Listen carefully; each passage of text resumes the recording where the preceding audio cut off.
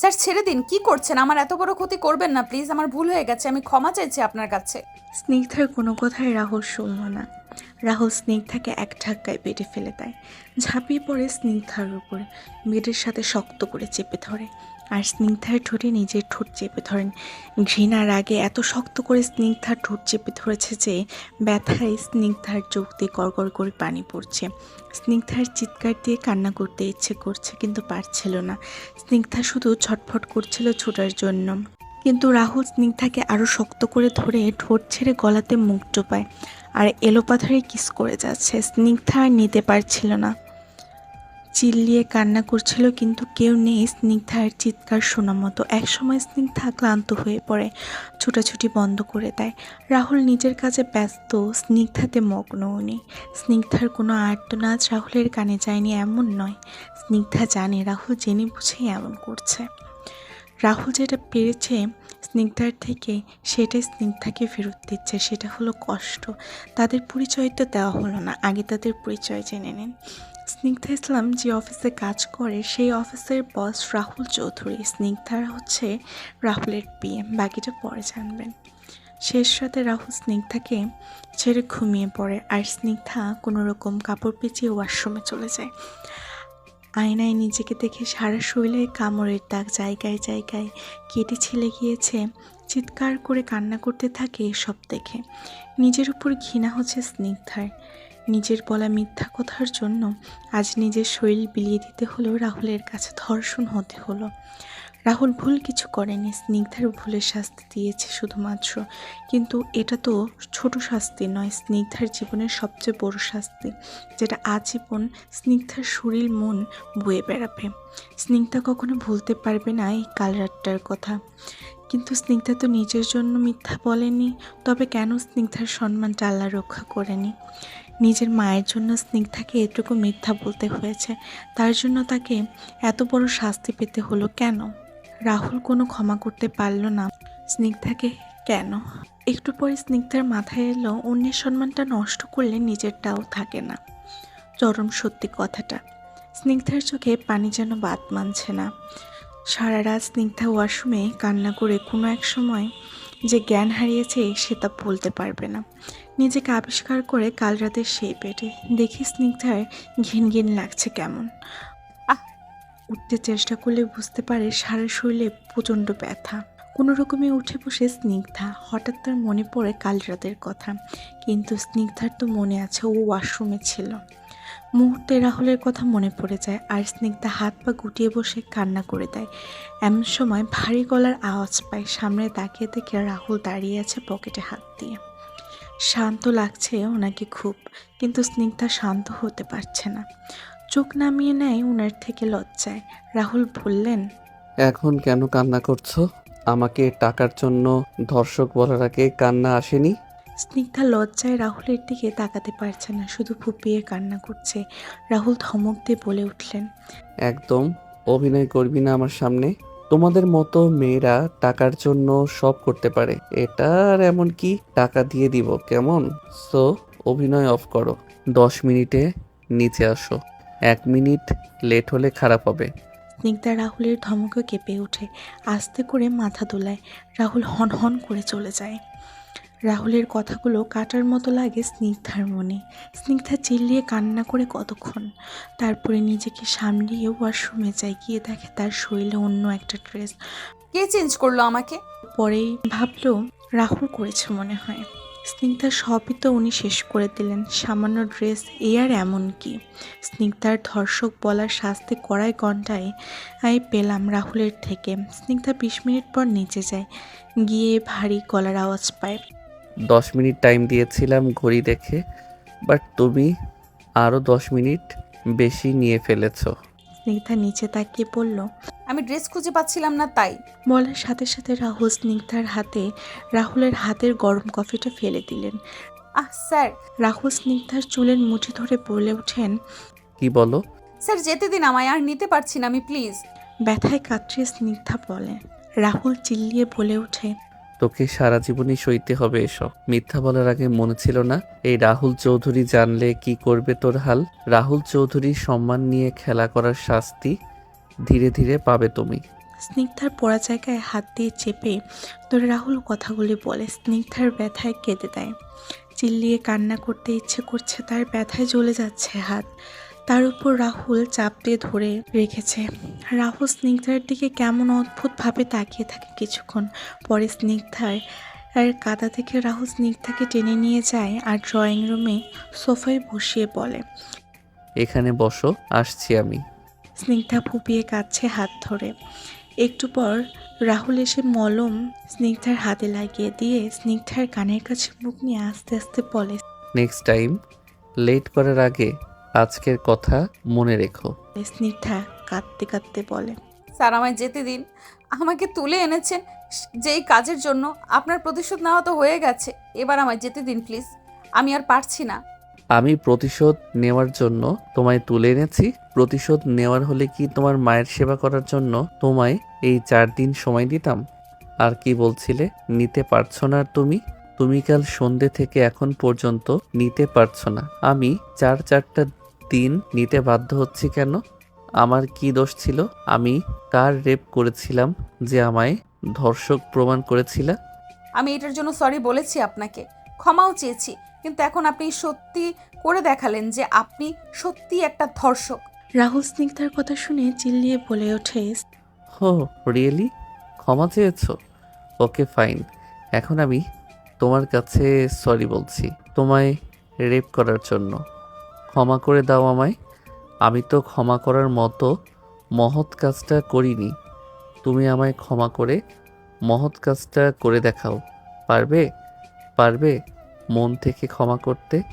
এত সহজে সবটা ভুলে? তোমার ভাবটা এমন, তুমি সরি বললে আর আমার সব ঠিক হয়ে গেল। স্নিগ্ধা কিছুক্ষণ চুপ থেকে বলে। ক্ষমা করা এত সোজা না, আমি জানি স্যার, কিন্তু জানিস যখন তো তুই যা ভাবছিস তাই। আমি প্রতিশোধ নেওয়ার জন্যই তুলে এনে রেপ করেছি, ব্যাস। আর এটাই তোকে মেনে নিতে হবে, যেমন আমি মেনে নিয়েছি আমি ধর্ষক। ক্লিয়ার? এমন সময় পিছন থেকে ডাক আসে। স্নিগ্ধা, স্নিগ্ধা কই তুই? তার পিছনে তাকিয়ে দেখে আবির। তার স্নিগ্ধার একটা ভরসা পায়। আবির তাকে দেখে দৌড়ে গিয়ে ওনাকে জড়িয়ে ধরে হাউমাউ করে কেঁদে দেয়। আবির হতভম্ব হয়ে যায়। স্নিগ্ধার কান্না দেখে পরে শান্ত করার চেষ্টা করে, কিন্তু স্নিগ্ধা আবিরকে ধরে কেঁদেই যাচ্ছে শুধু। স্নিগ্ধা আবিরকে জড়িয়ে ধরাটা কেন যেন রাহুলের হজম হয় না।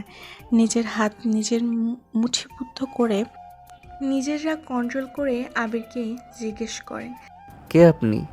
স্নিগ্ধা এখনো কেঁদেই যাচ্ছে আবিরকে ধরে। আবির বলে। আমি স্নিগ্ধার পিয়ন্সে। আপনি কে? স্নিগ্ধা কান্না কেন করছে? রাহুলের মাথায় বাজ পড়ল স্নিগ্ধা ইংরেজটা শুনে। রাহুল নিজেকে ঠিক করে শান্ত সুরেই বলে। আমি স্নিগ্ধার হাজবেন্ড। আর ও কেন কান্না করছে এটা আমাদের পার্সোনাল ব্যাপার। এক নিঃশ্বাসেই বলে রাহুলের দম নিল। স্নিগ্ধা কান্না থামিয়ে তাকিয়ে আছে রাহুলের দিকে। কি বলছে এই লোক? হাজবেন্ড? আবির তো নিজের কানকে বিশ্বাস করাতেই পারছে না কি শুনছে সে। স্নিগ্ধা শুধু আবিরের ফিয়ন্সে না, বোন। আবিরের আপন ছোট খালার মেয়ে স্নিগ্ধা। ছোটবেলা থেকে স্নিগ্ধাকে আবির ভালোবাসে, কিন্তু স্নিগ্ধা তেমন কোনো গুরুত্ব দেয় না। আবিরকে আবিরদা বলেই ডাকে সবসময়। কিন্তু কিছুদিন আগেই সবার মতামত জেনেই আবিরের ফ্যামিলি স্নিগ্ধাকে আংটি পরিয়ে রাখে। আর আবিরও স্বস্তি পায় আর ভাবে একদিন স্নিগ্ধা ঠিক আমায় ভালোবাসবে। কিন্তু এখন যেন তার সব অন্ধকার লাগছে। পেটে বারবার মুজুর দিয়ে উঠছে আবিরের, কিন্তু আবির ঠায় দাঁড়িয়ে আছে। উদ্দেশ্যকে যেন পাথর হয়ে গেছে সে। রাহুল কথাগুলো বলে শান্তভাবে তাকিয়ে আছে স্নিগ্ধার দিকে। স্নিগ্ধা আবিরের অবস্থা বুঝতে পেরে মুখ খুলল। চুপ করে থাকা যাবে না, এখন ভেবেই প্রশ্ন করে রাহুলকে। কি বলছেন স্যার আপনি এগুলো? বিয়ে কখন হলো আমাদের যে আপনি আমার হাজবেন্ড হয়ে গেলেন? সব তো শেষ করেই দিলেন আমার। এখন কি আমার আপন মানুষদের কাছেও খারাপ বানাবেন আপনি? ভালো থাকতে দিবেন না ওদের নিয়ে? বেশ রেগেই বলে কথাগুলা। নিজের বউকে অন্য কারোর সাথে ভালো থাকতে দেয় কোনো হাজবেন্ড শুনেছো কখনো তুমি? স্নিগ্ধা স্তব্ধ হয়ে গেল রাহুলের এমন জবাবে। আর কিছু বলতে পারল না সে। রাহুলকে এই ভেবে না জানি আর কি বলে ফেলে রাহুল আবিরকে কষ্ট দিতে চাচ্ছে না স্নিগ্ধা, কিন্তু স্নিগ্ধা এবার আবিরের দিকে তাকায়। আবির চুপ মুখ খিচে দাঁড়িয়ে আছে, কিন্তু এরূপ কথা শুনে আবির এবার চুপ থাকতে পারল না। কিছুক্ষণ ভেবে রাহুলের সামনে এসে বলল, আপনি আমার পিয়ন্সে। কে এসব যা তা বলতে পারেন না কি? আবিরকে আর বলতে না দিয়ে রাহুল বলে, আপনি শুনেননি? আমি বলেছি স্নিগ্ধার হাজবেন্ড আমি। সো এখন আর আপনার এনজয়মেন্টের কোনো মূল্য নেই। স্নিগ্ধা এখন আমার ওয়াইফ। অনেক শীতল চাহনির সাথে শান্ত সুরে রাহুল কথাগুলি বলছে। স্নিগ্ধা রাহুলের কথা শুনে অবাক হয়ে যায়। আবির রাহুলের এরূপ কথা শুনে রেগে গিয়ে বলে, কি প্রমাণ আছে স্নিগ্ধা আপনার ওয়াইফ? স্নিগ্ধা এবার রাহুলের মতো শান্ত চেহারায় কিছু লুকানো দেখতে পায়। কেন থাকবে না? অফকোর্স আছে, কিন্তু আপনাকে আগে দেখাতে পারবো না। আগে স্নিগ্ধার মাকে দেখাবো, ওই সময় আপনিও দেখে নেবেন। ওকে? আবির রাহুলকে আর কিছু না বলে স্নিগ্ধাকে বলে, তুই যাবি আমার সাথে, ছোট মা তোকে দেখতে চেয়েছে। আবির ব্যাপারটা এড়াতে চাইছে। সে চাইছে না বিয়ের ব্যাপারটা সত্যি হোক, জানতে চায় না সে এমন কিছু নিতে পারবে না। তাই মনে মনে আবির স্নিগ্ধার উপরে ছেড়ে দেয় ব্যাপারটা, যেন ওই লোকের সাথে স্নিগ্ধার কোনো প্রবলেম থাকলে মিটিয়ে নেয়। তাই আবির ঠান্ডা মাথায় কথা পাল্টায়। রাহুল শান্ত দৃষ্টিতে তাকিয়ে আছে আবিরের দিকে। এত তাড়াতাড়ি কথা পাল্টানো তো মোটেই ভালো লাগেনি তার। তাই রাহুল আবিরকে বোঝার চেষ্টা করছে, কিন্তু বুঝতে পারছে না বেশি কিছু। স্নিগ্ধা আবিরকে কিছু বলতে যাবে, তখনই রাহুল বলে ওঠে, ওয়েট, আবির, তুমি প্রমাণ চাইছিলে না? দেখে যাও।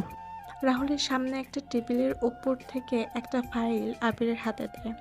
আবির স্নিগ্ধা আর রাহুলের দিকে একবার তাকিয়ে কি যেন ভেবে ফাইলটা ওপেন করে। স্নিগ্ধা একটু চিন্তায় পড়ে যায়। ফাইলটা তো চেনা চেনা লাগছে। স্যার যদি সত্যি কথা বলে বিয়ের ব্যাপারটা নিয়ে, তবে কি হবে আমার? মনে মনে ভাবে স্নিগ্ধা, রাহুল সত্যি বলছে, এটা কাবিননামা। আর রাহুল স্নিগ্ধা দুজনে স্বাক্ষর আছে, স্পষ্ট দেখতে পারছে আবির। এটা দেখে আবিরের মন চূর্ণ বিচূর্ণ হয়ে গেল। এটা তো সে চায়নি। মাঝে মাঝে না যাওয়া জিনিসগুলি আমাদের সাথে হয়, আবিরের সাথে তাই হলো। স্নিগ্ধা জিজ্ঞেস করে, কি আছে এতে? আবির কিছু বলছে না, এখনো ফাইলটার দিকে তাকিয়ে আছে। রাহুল শান্ত চোখে আবিরকে পর্যবেক্ষণ করছে। রাহুল বেশ বুঝতে পেরেছে আবির খুব কষ্ট পাচ্ছে, এটাই চেয়েছিল রাহুল। তাই রাহুল আবিরকে উদ্দেশ্য করে বলে, কি হয়েছে? আবির, প্রমাণ দিতে পেরেছি। রাহুলের কথা শুনে স্নিগ্ধার পেটে মোচড় দিয়ে ওঠে। সত্যি? তাহলে স্যার আমায় বিয়ে করেছে? মনে মনে বলে স্নিগ্ধা, তারপরে আবার আবিরকে জিজ্ঞাসা করে, আবিরদা কিছু বলছো না কেন? কি বলবো, নিজেই বিয়ে করেছিস আর নিজেই জানিস না? এমনটা করতে পারলি স্নিগ্ধা তুই? কি না করেছি তোর জন্য, কিন্তু তুই আমার কথা নাই বা চিন্তা করলি? নিজের যে দুইটা মা আছে তাদের কথা ভাবছিস? তুই কি করলি এটা? ফাইলটা স্নিগ্ধার হাতে দিয়ে দেয় আবির। স্নিগ্ধা আবিরের কথা শুনেও অঝোর ধারায় কান্না করতে থাকে। বোঝা যায় যা বোঝার। স্নিগ্ধার বুকে খুব ব্যথা অনুভব করছে, মানতে পারছে না আবিরের কষ্টটা। আবির রাহুলকে বলে, সরি স্যার, আমি আপনার সামনে দাঁড়াবার যোগ্য নই। আর আপনার বউকে নিজের ফিয়ান্সে বলেছি, তার জন্য ক্ষমা চাইছি, ক্ষমা করে দিবেন। বলে আবির এক নজর স্নিগ্ধার দিকে তাকিয়ে বলে, হাজবেন্ডকে নিয়ে দেখে আসিস মাকে। বলে আবির তাড়াতাড়ি পা ফেলে চলে যায় বাহিরে। রাহুল আবিরের বাইরে যাওয়ার দিকে তাকিয়ে একটা বাঁকা হাসি দেয়। স্নিগ্ধা আবিরের পিছনে যেতে নিলে রাহুল টানতে টানতে স্নিগ্ধাকে উপরে নিয়ে যায়। রাহুল স্নিগ্ধাকে টেনে রুমে এনে সামনে দাঁড় করায়। রাহুল স্নিগ্ধাকে কিছু করবে বা বলবে তার আগে স্নিগ্ধা ঠাস করে একটা চড় বসিয়ে দেয় রাহুলের গালে। রাহুল হতভম্ব হয়ে যায়, কি হয়ে গেল তার সাথে বুঝতে পেরে। এই প্রথম তার শরীরে কেউ হাত উঠালো, তাও স্নিগ্ধা। কিন্তু রাহুল কিছু বলছে না স্নিগ্ধাকে, চুপ করে দাঁড়িয়ে আছে। রাহুল ভাবতেই পারেনি স্নিগ্ধা এমন কিছু করবে। স্নিগ্ধা চর মেরে বলতে থাকে, সাহস কি করে হলো আপনার আবিরদাকে এইসব বলে অপমান করার? আমার সাথে যা করার করেছেন ঠিক আছে, মিথ্যা বলেছি, শাস্তি পেয়েছি, কিন্তু আপনি সাহস পেলেন কই থেকে আবিরদাকে মিথ্যা বলার? হ্যাঁ, আমি তো খারাপ মানুষ, তাই মিথ্যে বলেছি, কিন্তু আপনি কেন বললেন? স্নিগ্ধার কথাগুলো শুনে চোখ মুখ খিচে বন্ধ করে রাখা রাহুল আর চুপ থাকতে পারল না। স্নিগ্ধার কথা শেষ হওয়ার সাথে সাথে খপ করে স্নিগ্ধার হাতের কবজি দুটি খুব শক্ত করে ধরল রাহুল। স্নিগ্ধা একটু ভয় পেয়ে গেল রাহুলের এমন করাই। যতই হোক ছেলে মানুষ তো, তাই স্নিগ্ধা চুপ করে থাকলো। রাহুল কিছুক্ষণ তাকিয়ে থেকে স্নিগ্ধার দিকে বলতে শুরু করলো, তুমি আজ এখন যেটা করেছো সেটা হয়তোবা ঠিকই করেছো, কিন্তু ভুলটা তোমার ছিল। তোমার কারণে আমি তোমার সাথে এমন করেছি, তাই তুমি আমার উপর হাত উঠিয়ে ঠিক করনি স্নিগ্ধা। স্নিগ্ধা রাহুলকে ঝড় মারার পরও এমন শান্ত গলায় কথা হজম হচ্ছে না। নিচে এভাবে কথা বলেই এই লোক আবিরদাকে কষ্ট দিয়েছে, এখন আমাকে নিশ্চয়ই কিছু করবে। আমার এই লোককে চর মারা ঠিক হয়নি, আবার হয়তো নিজের পায়ে নিজেই কুড়ুল মারলাম, কে জানে। মনে মনে বলছে স্নিগ্ধা। রাহুল স্নিগ্ধার হাত ছেড়ে দিয়ে বলল, লিসেন টু মি স্নিগ্ধা, আমি বিয়ে করেছি তোমাকে, তাই আমি চাই তুমিও এটা মেনে নাও। তোমারই ভালো হবে এতে। স্নিগ্ধা এবার রেগে গেল। আপনি আমার এত বড় ক্ষতি করে এখন আমার ভালো করতে আসছেন, আর আমায় বিয়ে মেনে নেওয়ার কথা বলছেন। আপনি ভাবলেন কি করে আমি মেনে নেব আপনার কথা? আপনি একটা ধর্ষক, আর একটা এমন মানুষের সাথে আর যাই হোক জীবন কাটানো যায় না, বুঝেছেন আপনি? স্নিগ্ধার কথায় রাহুল রেগে গেল। রাহুল স্নিগ্ধাকে পিছনে নিয়ে গিয়ে দেওয়ালে চেপে ধরল। হঠাৎ এমন করায় ভয় পেয়ে গেল স্নিগ্ধা। রাহুল চেঁচিয়ে বলতে শুরু করলো, তার ধর্ষকের সাথে জীবন কাটানো যায় না, কিন্তু আমাকে ধর্ষক বানালো কে? কে বলো? তোর মিথ্যা কথা বলার জন্যই তো হয়েছি ধর্ষক। এখন খুব খারাপ আমি বলার সময় আটকাইনি মুখে যে আমি ধর্ষক। রাহুলের চিল্লানিতে চোখ বন্ধ করে আছে স্নিগ্ধা। কি বলবে, কি বলা উচিত বুঝতে পারছে না স্নিগ্ধা। কারণ যাই বলছে দোষটা তারই বেশি, তাই কাজ হচ্ছে না। কিন্তু সে এতটুকু জানে এই লোকের সাথে সে থাকবে না। চুপ করে আছিস কেন? নেই কোনো জবাব? স্নিগ্ধাকে ছেড়ে দিয়ে একটু দূরে দাঁড়িয়ে শান্ত গলায় রাহুল বলল, স্নিগ্ধা, তোমার লাগটা না খুব ভালো যে আমি তোমার সাথে কিছুই করিনি। আমি যদি খারাপ হতাম না, জানো কি হতো? মুখ দেখাতে পারতে না, বাইরে বের হতেই গা কাঁপতো তোমার। আর এসব দেখে যেই মার জন্য মিথ্যা বলেছ তিনি এভাবেই মারা যেত। কাল রাতে আমি যা করেছি রাইট ছিল, তাই করেছি। আর যাই করেছি তোমাকে বোঝানোর জন্য করেছি যে সরি বললেই সব ঠিক হয়ে যায় না, তোমাকে ভুলের শাস্তি পেতেই হবে। স্নিগ্ধা রাহুলের বলা কথাগুলি কলিজায় লাগে। তো কাল রাতে যা রাহুল করেছে তার রাইট ছিল শুনে স্নিগ্ধা বলতে থাকে, রাইট ছিল তাই করেছেন? কিসের রাইট ছিল? আপনি বিয়ে করেছেন আমায়, তাই রাইট ছিল? আমাকে জানিয়েছেন একবার, আমার অনুমতি নিয়েছেন একবারও? নেননি। সো কোনো রাইট ছিল না আপনার এমন করার। বিয়ে কিভাবে করেছেন তাও আমি বুঝেছি রাহুল চৌধুরী। আপনি মিথ্যা বলে সই নিয়েছেন কাল রাতে। ঠিক আছে, বিয়ে যখন হয়ে গেছে তো আমি ডিভোর্স চাই। আমি আপনার সাথে থাকতে পারবো না আবিরদাকে কষ্ট দিয়ে। আবিরের কথা শুনে কেন জানি রাগ উঠে গেল রাহুলের, তাই রেগে বলল, খুব কষ্ট হয় আবিরের জন্য তোমার, কিন্তু আবিরই যদি না থাকে? স্নিগ্ধা এই কথা শুনে রাহুলের গালে চড় দিতে চায়, কিন্তু রাহুল স্নিগ্ধার হাত ধরে ফেলল। পিছনে মুচড়ে ধরে বলে, একবার ক্ষমা করেছি হাত তোলার জন্য, আর করব না, তাই ভুলেও এই কাজ আর করতে যেও না। স্নিগ্ধা রাহুলের থেকে ছুটবার জন্য চেষ্টা করছে, কিন্তু রাহুল বলতেই আছে, আমি রাহুল চৌধুরী, বিয়ে একটাই করেছি, একটাই থাকবে।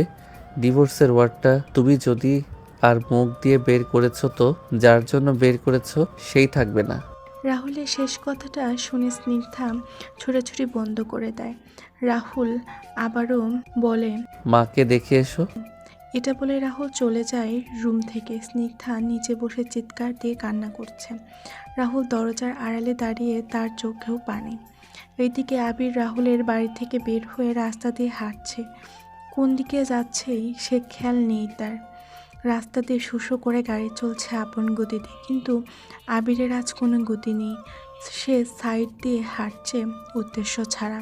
কিছু ভাবছে না আবির। আবির কেন হলো, কি হলো, কেন করলো তার সাথে এমন? স্নিগ্ধা এসবই কিছুই আবির ভাবছে না, কিন্তু সে অনেক বড় একটা কষ্ট পেয়েছে। তার বুকে চিনচিন ব্যথা, আর সেটা যত হাঁটছে তত বাড়ছে। এসব কিভাবে কি হলো, তার থেকে বড় কষ্ট আবিরের এটা যে সে স্নিগ্ধাকে হারিয়ে ফেলেছে। এটা শুনে সে যত হাঁটছে স্নিগ্ধাকে পিছনে ফেলে কষ্টটাও তত বাড়ছে, কিন্তু বাড়তে থাকা কষ্ট ওটা আবির আর নিতে পারছে না। হাঁটতে হাঁটতে আবির নীরব একটা রাস্তায় এসে পড়ে। ওইখানেই ধপ করে বসে আর চিৎকার করে কাঁদতে থাকে, বলতে থাকে, আমি তোকে ফেলে নয়, নিজের সাথে নিয়ে হাঁটতে চেয়েছিলাম, তবে কেন আজ আমি একা। স্নিগ্ধা।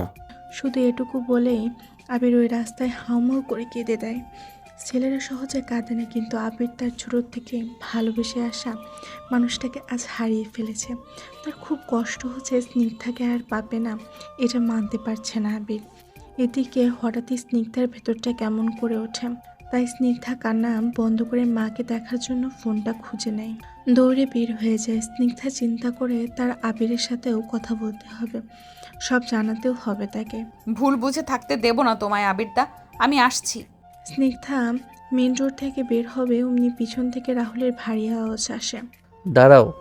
স্নিগ্ধা পেছনে তাকিয়ে রাহুল তাড়াতাড়ি তার কাছে এগোচ্ছে। স্নিগ্ধা কি জানে চিন্তা করে ওখানে দাঁড়িয়ে বিড়বিড় করতে থাকে। এখন না জানি কি ঘোড়ার ডিম বলবে আর আমার গা জ্বলবে। আমি জাস্ট নিতে পারছি না এই লোকটার কথা। কি করে দিল এক রাতে আমার জীবনটাকে। ছাড়বো না, ঠিক বিচার করব তোর ধর্ষক কোথাকার। একবার আবিরদাকে সব বুঝিয়ে বলে নেই, তারপর তোকে দেখে নিব। মনে মনে বলে স্নিগ্ধা।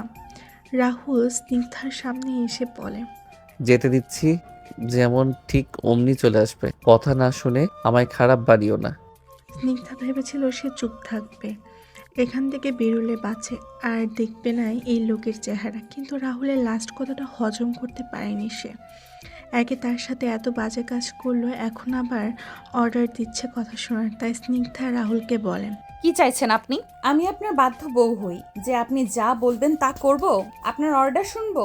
তবে ভুলে যান, কারণ আমি আপনার মতো ধর্ষকের কথা আর যাই হোক শুনবো না, বুঝেছেন আপনি? আর রইল বিয়ে।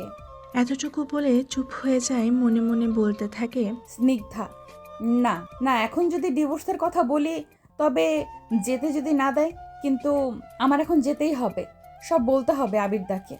রাহুল চোখ মুখ লাল হয়ে গেছে, তাও শান্তভাবে চেয়ে আছে স্নিগ্ধার দিকে। এক নজর রাহুলের দিকে তাকিয়ে বেরিয়ে যায় গাড়ি থেকে। রাহুল রেগে ফেটে যাচ্ছে স্নিগ্ধার কথা শুনে। স্নিগ্ধাকে কিছু না বললেও তার ভাবতে কষ্ট হচ্ছে এই মেয়ের জন্য সে কিছুক্ষণ আগে চোখের জল ফেলেছে। রাহুল স্নিগ্ধার সাহস থেকে অবাক হচ্ছে। এত কিছুর পরও এই মেয়ের অ্যাটিটিউড, এমন ভুল শুধু রাহুল করেছে আর নিজে ভুল করে একদিন সরি পর্যন্ত বলতে আসেনি। এই মেয়েকে কে ক্ষমা করা যায়? স্নিগ্ধার যাওয়ার দিকে তাকিয়ে মনে মনে ভাবতে থাকে রাহুল। এসব পরে নিজেরা কন্ট্রোল করে রাহুল একাই জোরে জোরে বলতে থাকে, কিন্তু তুমি ভুল করেছ। এখন আমার কথাগুলো না শুনে মিসেস স্নিগ্ধা চৌধুরী পস্তাবে তুমি, কিন্তু আমার কিছু করার নেই। তুমি আমার কথা শোনোনি, এর ফলে তোমার আর তোমার ফ্যামিলিরই বেশি কষ্ট হবে। Sorry for that. স্নিগ্ধা রাহুলের বাসা থেকে বের হয়ে বড় বড় শ্বাস ফেলতে থাকে। সাপকে গোতা দিয়ে সাপের ছোবল থেমে যেমন বেঁচে ফিরেছে মনে হচ্ছে। এতগুলি কথা শুনিয়েছে সে, কম কিছু সেটাও তার বাইরে বের হতে পেরেছে, বেঁচেছে। কারণ একটাই তো, যত যাই হোক কাল রাতের পর থেকে স্নিগ্ধা খুব ভয় পায় রাহুলকে, কিন্তু বুঝতে দেয়নি, কারণ এতটা ভেঙে পড়লে চলবে না তার। এই ভেবে রাহুলের প্রতি কথার জবাব দিয়েছে সে। স্নিগ্ধা হাঁটছে আর ভাবছে, ইস, ফোন নিয়ে বের হলে কি হবে? টাকা তো নেই আমার কাছে, এতটা হেঁটে যাব কি করে? বাধ্য হয়েই হেঁটে যেতে হচ্ছে তার। কিন্তু স্নিগ্ধার শরীরটা খুব ব্যথা, তোর তার উপর হাঁটতে খুব কষ্ট হচ্ছে তার। খুব কষ্টে বাড়ি পৌঁছে বেল বাজাতেই তার বড় মা দরজা খুলে হাজারটা প্রশ্ন করে, কিন্তু স্নিগ্ধা একটারও জবাব দেয় না। উল্টে পাল্টা জিজ্ঞাসা করে, আবিরদা কই বড় মা? আমি কি জানি সেই কোন সময় তোকে খুঁজতে গিয়েছে, তার ছোট মা তার মেয়েকে দেখতে চেয়েছে বলে, কিন্তু তোর কোনো খবর নেই। রাতে যে একটা মেসেজ করেছিস, শুধু যে রাতে আসবি না তা না হলে তো টেনশনে আমার ছেলেটা আর তোর মা মরেই যেত, কিন্তু সকালে আর না পেরে খুঁজতে বেরিয়ে গেছে ছেলেটা। সব শুনে স্নিগ্ধা কিন্তু মেসেজের কথাটাই তার মাথায় ঢুকছে না। কিসের মেসেজের কথা বলছে বড় মা? কিন্তু এখন এসব জিজ্ঞেস করা ঠিক হবে না। সবাই যদি জানে আমার সাথে কি হয়েছে, সবাই মরেই যাবে। আমার শুধু আবিরদাকে সব বলতে হবে, কিন্তু জানি না কি ভাববে, কিন্তু বলতে তো হবেই। মনে মনে বিড়বিড় করে স্নিগ্ধা কি রে, কি বিড়বিড় করছিস? নে পানি খেয়ে মাকে ডেকে আয়। হ্যাঁ দাও, এই মাটার জন্যই তো সব বড় মা, মার জন্য সব করতে পারি আমি। মনে মনে এসব বলে পানি খেয়ে মাকে দেখতে যায়। এইদিকে আবিরও রাস্তায় কান্নাকাটি থামিয়ে বাসায় রওনা দেয়। এই ভেবেই ছোট মা চিন্তা করবে। আবির স্নিগ্ধার মাকে নিজের মার থেকেও বেশি ভালোবাসে, আর তার কথা চিন্তা করে বাড়ি যায় আবির। বেল বাজাতেই আবিরের মা দরজা খুলে আবিরকেও হাজার প্রশ্ন করে। আবিরের মন ভালো না, তাই জবাব না দিয়ে সোজা স্নিগ্ধার মার রুমে যায়। গিয়ে দেখে স্নিগ্ধা তার মার পাশে বসে নিজের দুহাতে নিজের মার হাত ধরে রেখেছে আর চেয়ে আছে মার ঘুমন্ত চেহারার দিকে। আবির এতটুকু দেখেই নিজের রুমে চলে আসে। স্নিগ্ধা আবির পিছনে ফিরে চলে যাওয়ার সময় দেখেছে আবিরকে, তাই সে দেরি না করে সাথে সাথে আবিরের রুমে যায়। স্নিগ্ধা গিয়ে দেখে আবির দেয়ালে টানানো স্নিগ্ধার একটা ছবির দিকে তাকিয়ে আছে। এটা দেখে স্নিগ্ধার চোখের জল চলে এসেছে। হঠাৎ আবির বলল, কি দেখতে এসেছিস স্নিগ্ধা? তোর দেওয়া ধোকা খেয়ে কেমন আছি? তবে দেখ, ভালো নেই আমি। পিছনে ফিরে স্নিগ্ধার দিকে তাকিয়ে আছে। স্নিগ্ধার কান্নায় ব্যস্ত। সে বলতে তো এসেছে, কিন্তু কি বলবে তা বুঝতে পারছে না। আবির স্নিগ্ধাকে কান্না করতে দেখে সামনে যায়। হঠাৎ আবিরকে সামনে দেখে স্নিগ্ধা পিছিয়ে যায়। তার এখন ছেলে মানুষ দেখলেই ভয় করে, কিন্তু আবির তা বুঝেনি। সরি, আমার মনে ছিল না রে। তুই এখন married. Sorry, extremely sorry. Snigdha অবাক হয়ে বলে, কি বলছো আবিরদা? তুমি প্লিজ আমায় ভুল বুঝো না, আমি তোমাকে একটা কঠিন সত্যি বলতে এসেছি। সকালের পর আর ও কঠিন সত্য বলার আছে তোর, তবে আমায় ক্ষমা কর। আমি আর তোর কঠিন সত্য নিতে পারবো না। প্লিজ আবিরদা, চলে যা, আমি কিছু শুনতে চাই না। আবিরদা। আবির এবার খপ করে স্নিগ্ধার দুবাহু ধরে বলতে থাকে, কি বলছি শুনতে পাসনি? কিভাবে প্রেমে পড়েছিস, কিভাবে বিয়ে করেছিস, এইসবই তো বললি আমাকে। কিন্তু কি জানিস, আমি তোর কঠিন সত্য শুনতে পারবো না। স্নিগ্ধা ভয় পেয়ে যায় আবিরের এভাবে ধরায়, কিন্তু আবিরের কথা শুনে বুঝতে পারে অনেক কষ্ট পেয়েছে আবির। আবির কিছুক্ষণ চুপ থেকে স্নিগ্ধাকে ছেড়ে দিয়ে বলেন, কেন এমন করলি স্নিগ্ধা? কেন কেন? এসব বলতে বলতে আবির নিচে বসে যায়। স্নিগ্ধা আর দেখতে না পেরে দৌড়ে চলে যায় নিজের রুমে। গিয়ে অন্যায় মুখ ধরে ইচ্ছা মতো কাঁদে। আজ স্নিগ্ধা বুঝতে পেরেছে মিথ্যা কোনোদিন সুখ আনে না। তুমি আপন একজনের জন্য মিথ্যা বলে সুখ আনবা, কিন্তু পরে দেখা যাবে তোমার কোনো আপন মানুষই রইল না। আজ স্নিগ্ধা হাড়ে হাড়ে টের পাচ্ছে সে রাহুলের সাথে কত বড় ভুল করেছে। আর এদিকে রাহুল স্টাডি রুমে বসে আছে। রাহুলের খুব টেনশন হচ্ছে। যদি আবিরকে স্নিগ্ধা বুঝিয়ে বলে, আবির যদি মাফ করে দেয় স্নিগ্ধাকে, তাহলে নিশ্চিত স্নিগ্ধার ডিভোর্স চাইবে। তখন কি করে আটকাবো আমি? এত সব কিছু যে স্নিগ্ধার তোমার জন্যই করেছি আমি, কিন্তু আবিরের ব্যাপারটা আমার অজানা ছিল। থাকলেও মনে হয় না আমি ছেড়ে দিতাম স্নিগ্ধা তোমাকে। আমি রাখবো না কাউকে আমাদের মাঝে, শুধু তুমি আমি থাকবো, আর কেউ না, কেউ না। আমি তোমার চোখে আবিরের জন্য ভালোবাসা দেখিনি, সম্মান দেখেছি, আর এটাই যেন সত্যি হয়। অন্য কিছু হলে সেটা ভালো হবে না তোমার জন্য, কিন্তু আবিরের চোখে তোমার জন্য ভালোবাসা দেখেছি, খুব বেশি ভালোবাসা দেখেছি, তাই ভয়টা বেশি করছে। আবির যদি তোমায় ক্ষমা করে দেয় তো আমিও তো। রাহুলের ভাবনার মাঝে তার ফোনে বেজে উঠল। রাহুল এক নজর দেখে ফোনটা তাড়াতাড়ি রিসিভ করেন। স্যার। হোয়াট? তুই যেভাবে হোক ওই বেইমানকে আটকা, স্নিগ্ধাকে কিছু বলার আগে। আমি আসছি এক্ষুনি। বলে ফোন কেটে তাড়াতাড়ি বাড়ি থেকে কার নিয়ে বেরিয়ে পড়ে। এদিকে রাত বাজে 10টা। আবির সুইসাইড করার চেষ্টা করছে। আবিরের কোনো সেন্স নেই সে কি করছে, কষ্ট নিতে পারছে না আবির। হঠাৎই এই কাজ তার মাথায় আসে, তার আর সেও লেগে পড়ে বোকামিতে। স্নিগ্ধা কান্নাকাটি করে নিজের ঘরে বসে, কিন্তু কি যেন ভেবে হালনা ছেড়ে আবার যায় আবিরের কাছে সব বলতে। কিন্তু গিয়ে যা দেখে তা দেখার জন্য মোটেও প্রস্তুত ছিল না স্নিগ্ধা। আবির নিজের গলায় দড়িতে বাঁধার চেষ্টা করছে। আবির এতটা সেন্সিন আর ডিস্টার্ব ছিল যে রুম লক করার কথাও তার খেয়াল নেই। সে দরজা খুলেই এসব করতে থাকে, আর তখনই স্নিগ্ধা দেখে ফেলে। আর স্নিগ্ধা এটা দেখে দৌড়তে আবিরের হাত ধরে ফেলে আর আবিরের হাত থেকে দড়িটা ফেলে দেয়। আবির স্নিগ্ধাকে দেখে বুঝতে পারে সে কি করতে যাচ্ছিল। ভালোবাসা হারানোর যন্ত্রণা থেকে বাঁচতে সে কোন পথ বেছে নিচ্ছিল আবির নিজেই বুঝতে পারেনি। স্নিগ্ধা চিল্লানি দিয়ে বলল, কি করতে যাচ্ছিলেন আপনি? এই কঠিন গুনাহ করার চিন্তা আপনার মাথায় কেন এলো? আবির স্তব্ধ হয়ে গেল, নিজের কাজেই সে চুপ হয়ে আছে। স্নিগ্ধার চিল্লানিতে আবিরের মা এসে পড়ে। স্নিগ্ধার মা আসতে পারেনি, তিনি বিছানা থেকে উঠতে পারেন না আজ 5 দিন। আজ 5 দিন হলো তার অপারেশন হয়েছে, কিন্তু তিনি পাঠিয়েছেন বোনকে দেখার জন্য। বাইরে স্নিগ্ধা চিল্লাচ্ছে কেন?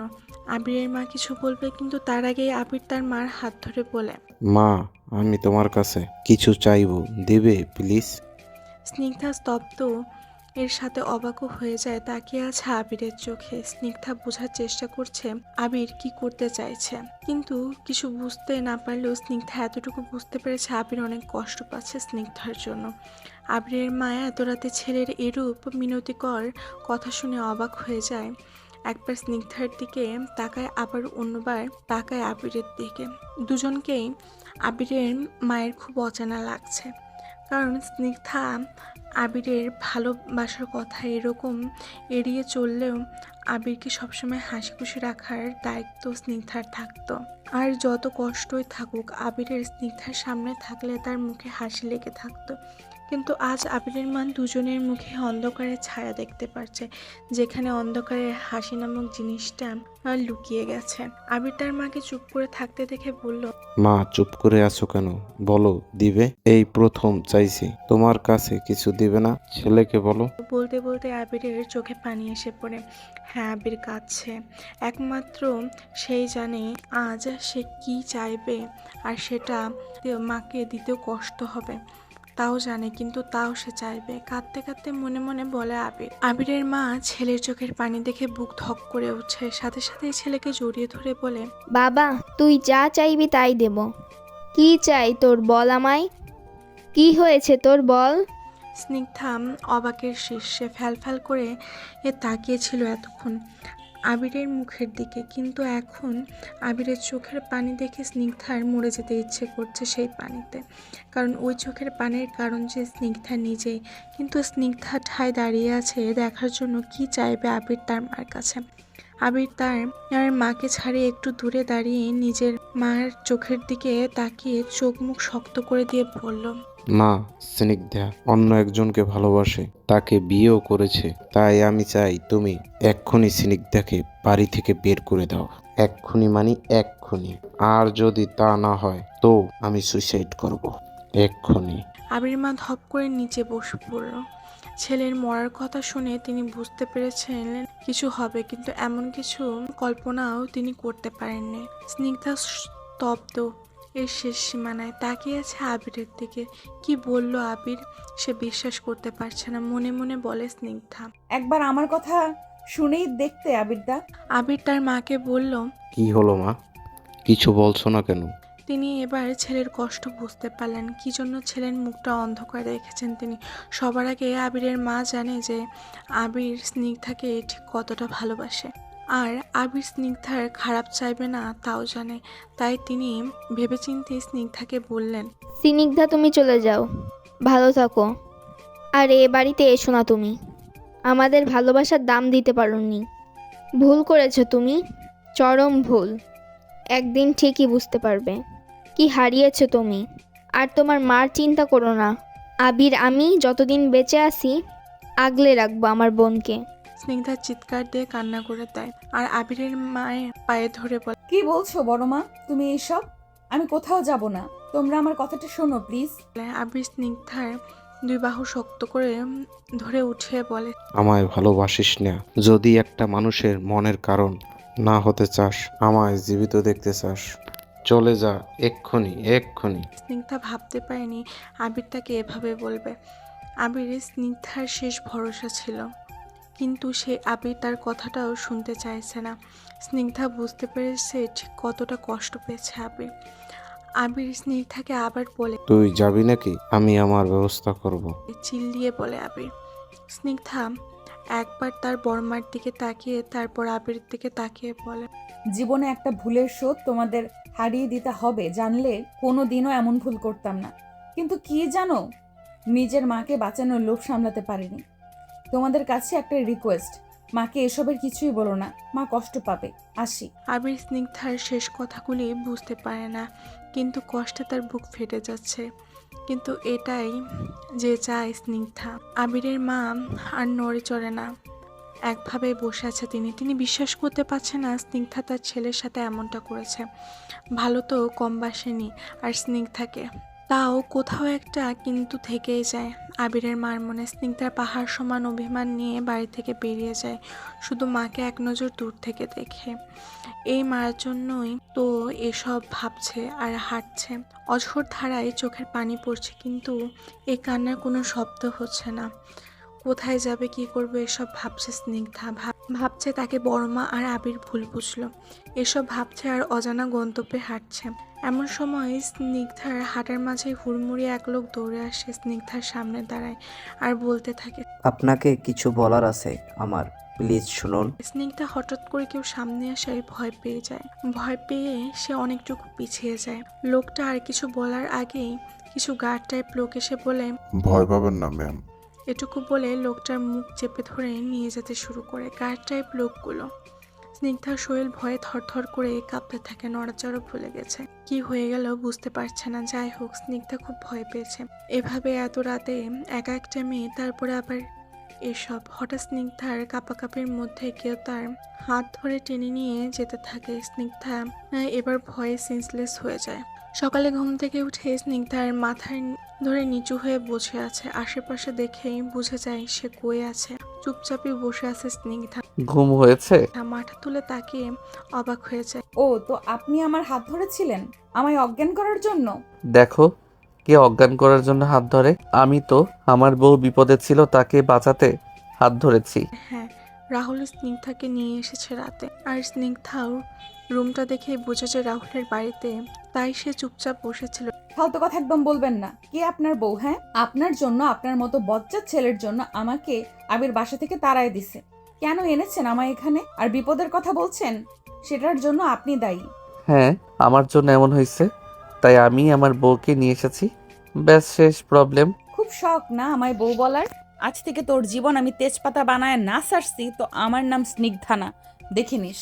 রেগে চিল্লিয়ে রাহুল তুই তুকারি শুনে আর স্নিগ্ধার চিল্লানি শুনে রেগে ফায়ার। স্নিগ্ধাকে একটানে দেয়ালের সাথে মিশিয়ে নিয়ে স্নিগ্ধার দিকে এক দৃষ্টিতে তাকিয়ে আছে।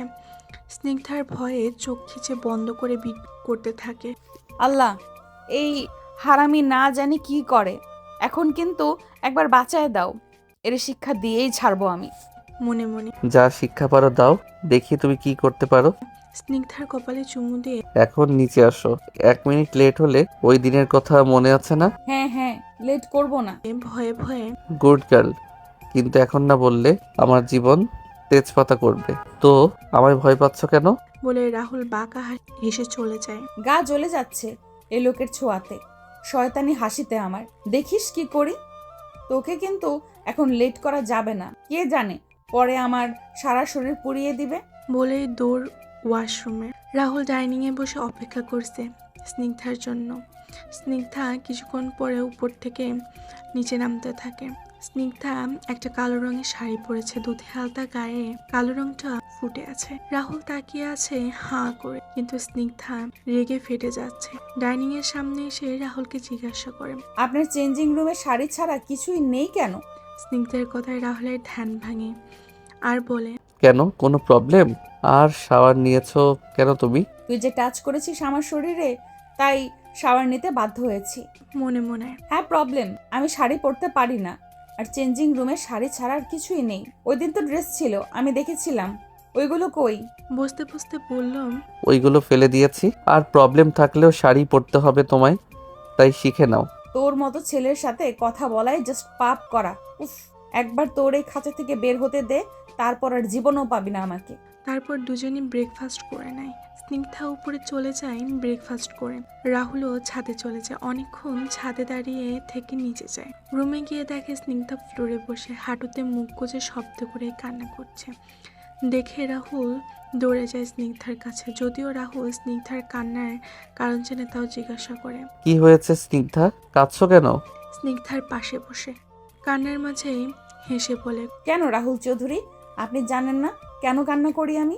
জানি তো, কিন্তু কিন্তু কি, কেন এমন করলেন আমার সাথে? কেন একটু ক্ষমা করে দিলে কি হতো বলতে পারেন? করুণ সুরে রাহুল স্নিগ্ধার এরূপ কথা শুনে স্নিগ্ধাকে আষ্টে পৃষ্ঠে জড়িয়ে ধরল। স্নিগ্ধাও কিছু বলল না, কেঁদেই যাচ্ছে। কান্না করো না প্লিজ। তুমি ভুলই করনি, সব ভুল আমি করেছি। হ্যাঁ, আপনি করেছেন, সব আপনি করেছেন। কেন করেছেন? হ্যাঁ, কেন? রাহুলের পিঠে কিল থাপ্পড় দিয়ে হ্যাঁ আমি করেছি, এখন কান্না থামাও। স্নিগ্ধাকে ছেড়ে চোখের পানি মুছে দিয়ে রাহুল বলল। অনেকক্ষণ পর স্নিগ্ধা শান্ত হয়ে কি যেন ভেবে রাহুলকে জিজ্ঞেস করলো, আপনি অফিসে যান না? এখনো বাসায় কেন? আপনি অফিসে যাবেন না? চিন্তিত হয়ে। তুমি যাওয়ার ওয়ে রাখোনি। স্নিগ্ধার দিকে তাকিয়ে হালকা হেসে বলল মানে কি? এই বজ্জাতটা সারাক্ষণ বাসায় থাকলে আমি পালাবো কি করে? মনে মনে। কেন সাধারণ একটা বিষয়ের জন্য আপনি অফিস যাওয়া বন্ধ করে দিয়েছেন? এখনো বুঝোনি তুমি এটা সাধারণ বিষয় না। তুমি পুরো অফিসে পোস্টার লাগিয়েছো আমি ধর্ষক, তারপরে ইম্পর্টেন্ট একটা মিটিংয়ে ক্লায়েন্টদের সবার সামনে হুট করে ঢুকেই বলেছ আমি নাকি তোমাকে ধর্ষণ করেছি। ওই দিন থেকে আজ পর্যন্ত বাইরে বের হতে পারিনি। মিটিংয়ে থাকা কিছু শত্রু এটা বাইরে ছড়িয়ে দিয়েছে, এমনভাবে ছড়িয়েছে যে মিডিয়া নিউজের লোক পিছে পড়ে গিয়েছিল। এসব থেকে বাঁচার জন্য লুকিয়ে থাকতে হচ্ছে। এই যে এই বাড়িটা, এটা অন্য বাড়ি, আমার নিজ বাড়িতে সামনে এখনো মিডিয়া ভরে আছে, বুঝতে পেরেছো? তাই ব্যাটারটা সাধারণ বলো না। এখন তো নিজের উপর স্যারের থেকে বেশি ঘৃণা হচ্ছে, আর আমি শুধু আমারটাই বুঝে যাচ্ছি। মনে মনে। আর হ্যাঁ, তোমাকে বোঝাতেই আমাকে তোমার সাথে ওই বাজে কাজ করতে হয়েছে, কিন্তু আমার মাথায় ছিল যে কোনো মেয়ের সাথে আমি বিয়ে না করে এমন করতে পারি না। আর তুমি কি জঘন্য কাজ করেছো সেটা বোঝানোর এর থেকে বড় ভালো কিছু ছিল না আমার কাছে। তাই তোমাকে তুলে এনে বলেছিলাম, মনে আছে? একটা পেপারস দিয়ে সাইন করলে ছেড়ে দিব। ওইটা কাবিননামা ছিল, তুমি আমার ভয় না দেখেই সাইন করেছিলে। পরে যা হয়েছে তা তোমার চোখে ধর্ষণ হলেও আমার চোখে না। তোমাকে যেমন শাস্তি দিয়েছি, আমায় ধর্ষক বলার বিয়ে করেছি আমি, ব্যাস। স্নিগ্ধার পাশে বসেই চোখ দুটি লাল করে রাগে ফুঁসতে ফুঁসতে বলল রাহুলের কথাগুলি। রাহুল স্নিগ্ধার দিকে অনেকক্ষণ তাকিয়ে থাকে। স্নিগ্ধা নিচে তাকিয়ে কাঁদছে। রাহুল স্নিগ্ধাকে আবার আষ্টে পৃষ্ঠে জড়িয়ে ধরে বলে স্নিগ্ধা, একটা কথা রাখবে প্লিজ? করুণ সুরে। কি? অবাক হয়ে আমাকে ছেড়ে যেও না প্লিজ। আরো শক্ত করে স্নিগ্ধাকে ধরে। আমি এটা কোনোদিন পারবো না, কোনোদিনও না। এক ঝটকায় রাহুলকে দূরে সরিয়ে দাঁড়িয়ে বলে স্নিগ্ধা। রাহুলের চোখ মুখ মুহূর্তে হিংস্র হয়ে গেল, রক্তপূর্ণ চোখ দিয়ে তাকিয়ে আছে দাঁড়িয়ে স্নিগ্ধার দিকে। রাহুলের স্নিগ্ধার জবাবটা মোটেই পছন্দ হয়নি, কিন্তু রাহুল চুপ করে আছে। স্নিগ্ধা রাহুলের চোখ থেকে ভয়ে অন্যদিকে ফিরে গেল। রাহুলকে এত রাখতে আগে দেখেনি স্নিগ্ধা, শান্তই দেখেছে। আমতা আমতা করে স্নিগ্ধা আবার বলতে থাকে, আপনার জন্য আমার মনে না ব্রেইন দুটিরই কোনোটাই জায়গা নেই। যার জন্য মনে জায়গা নেই তার সাথে থাকা যায় না। আর আমি আবিরদার আমানত। স্নিগ্ধার কথা শেষ করতে পারেনি। রাহুল বসা থেকে দাঁড়িয়ে পাশে দেলে ড্রিম করে ধাক্কা দেয় স্নিগ্ধাকে। তারপর স্নিগ্ধা আর দুহাত নিজের হাতে শক্ত করে চেপে ধরে। খুব রেগে তাকিয়ে থাকে স্নিগ্ধার দিকে। স্নিগ্ধা ভয়ে শেষ, চোখ মুখ খিচে বন্ধ করে রেখেছে। দেয়ালে ধাক্কা দেওয়ায় ব্যথাও পেয়েছে, তাও চুপ করে আছে। স্নিগ্ধা বেশ বুঝেছে এখন কথা বললে বিপদ। কি বললে তুমি? হঠাৎ অট্ট হাসিতে ফেটে পড়ল রাহুল। স্নিগ্ধা রাহুলের হঠাৎ হাসির কারণ বুঝতে না পেরে অবাক হয়ে চোখ খুলে তাকিয়ে থাকে রাহুলের দিকে। রাহুল হঠাৎ হাসি থামিয়ে চোখ মুখ শক্ত করে বলতে তুই এখনো বুঝিসনি? তুই আবিরের না, আমার আমানত ছিলি। আর আমার আমানত ছিলি বলেই আমার সাথে বিয়ে হয়েছে। আর কি বললি? আমার জায়গা তোর মনে ব্রেইনে নেই। তবে শুনে রাখ, বিয়ে যেহেতু হয়েছে মনে জায়গাটাও হয়ে যাবে। স্নিগ্ধা হাত আরো জোরে চাপ দিয়ে কি করছেন আপনি? ছাড়ুন প্লিজ, লাগছে। কান্না করে দেয় ব্যথায় স্নিগ্ধা। স্নিগ্ধার কান্না দেখে ছেড়ে দেয় আর বলতে থাকে, ভালোভাবে বলছি তোকে, আমাকে ছেড়ে যাওয়ার কথা চিন্তাও করিস না। সেটা তোর জন্য ভালো হবে না। আমি তোর জন্য কি কি করতে পারি তুই ভাবতে পারবি না। সো আমায় রাগাস না। দাঁতে দাঁত চেপে বলে, আমি আপনাকে রাগাতে চাই না। আমি জানি না আমি কার আমানত, কিন্তু আমি আপনার সাথে থেকে আবিরদাকে কষ্ট দিতে কোনোদিনও পারবো না। আর ছেড়ে যাওয়ার কথা বলছে, তবে শুনে রাখুন, আমি সুযোগ পেলেই আপনার জেল থেকে পালিয়ে যাব। খুব চিল্লিয়ে। স্নিগ্ধার চিল্লানিতে রাহুলের কোনো প্রতিক্রিয়াই নেই। হালকা হেসে রাহুল বলল, শুধু এই বাড়ি থেকে বেরিয়ে দেখাও, আমি নিজে তোমায় আবিরের কাছে দিয়ে আসবো। প্রমিস? কথাটা বলেই স্নিগ্ধার কোমর ধরে একটানে ঘাড়ে এক হাত দিয়ে স্নিগ্ধার ঠোঁটে নিজের ঠোঁট চেপে ধরে। স্নিগ্ধা ঢাকাচ্ছে রাহুলকে দূরে সরানোর জন্য, কিন্তু লাভ হচ্ছে না। তাতে রাহুল আরো শক্ত করে ধরছে। কিছুক্ষণ পর ছেড়ে দিয়ে রাহুল হনহন করে চলে যায়। স্নিগ্ধা ধপ করে নিচে বসে যায়। ফাজিল ছেলে, কি পেয়েছিস আমাকে? কাঁদছে আর ঠোঁট মুছছে। রাহুল স্টাডি রুমে গিয়ে সব ওলট পালট করে ফেলেছে আর চিৎকার করছে। রাহুলের চোখ দিয়ে রাগে পানি পড়ছে। স্নিগ্ধার আর মনে ব্রেনে রাহুলের জায়গা নেই।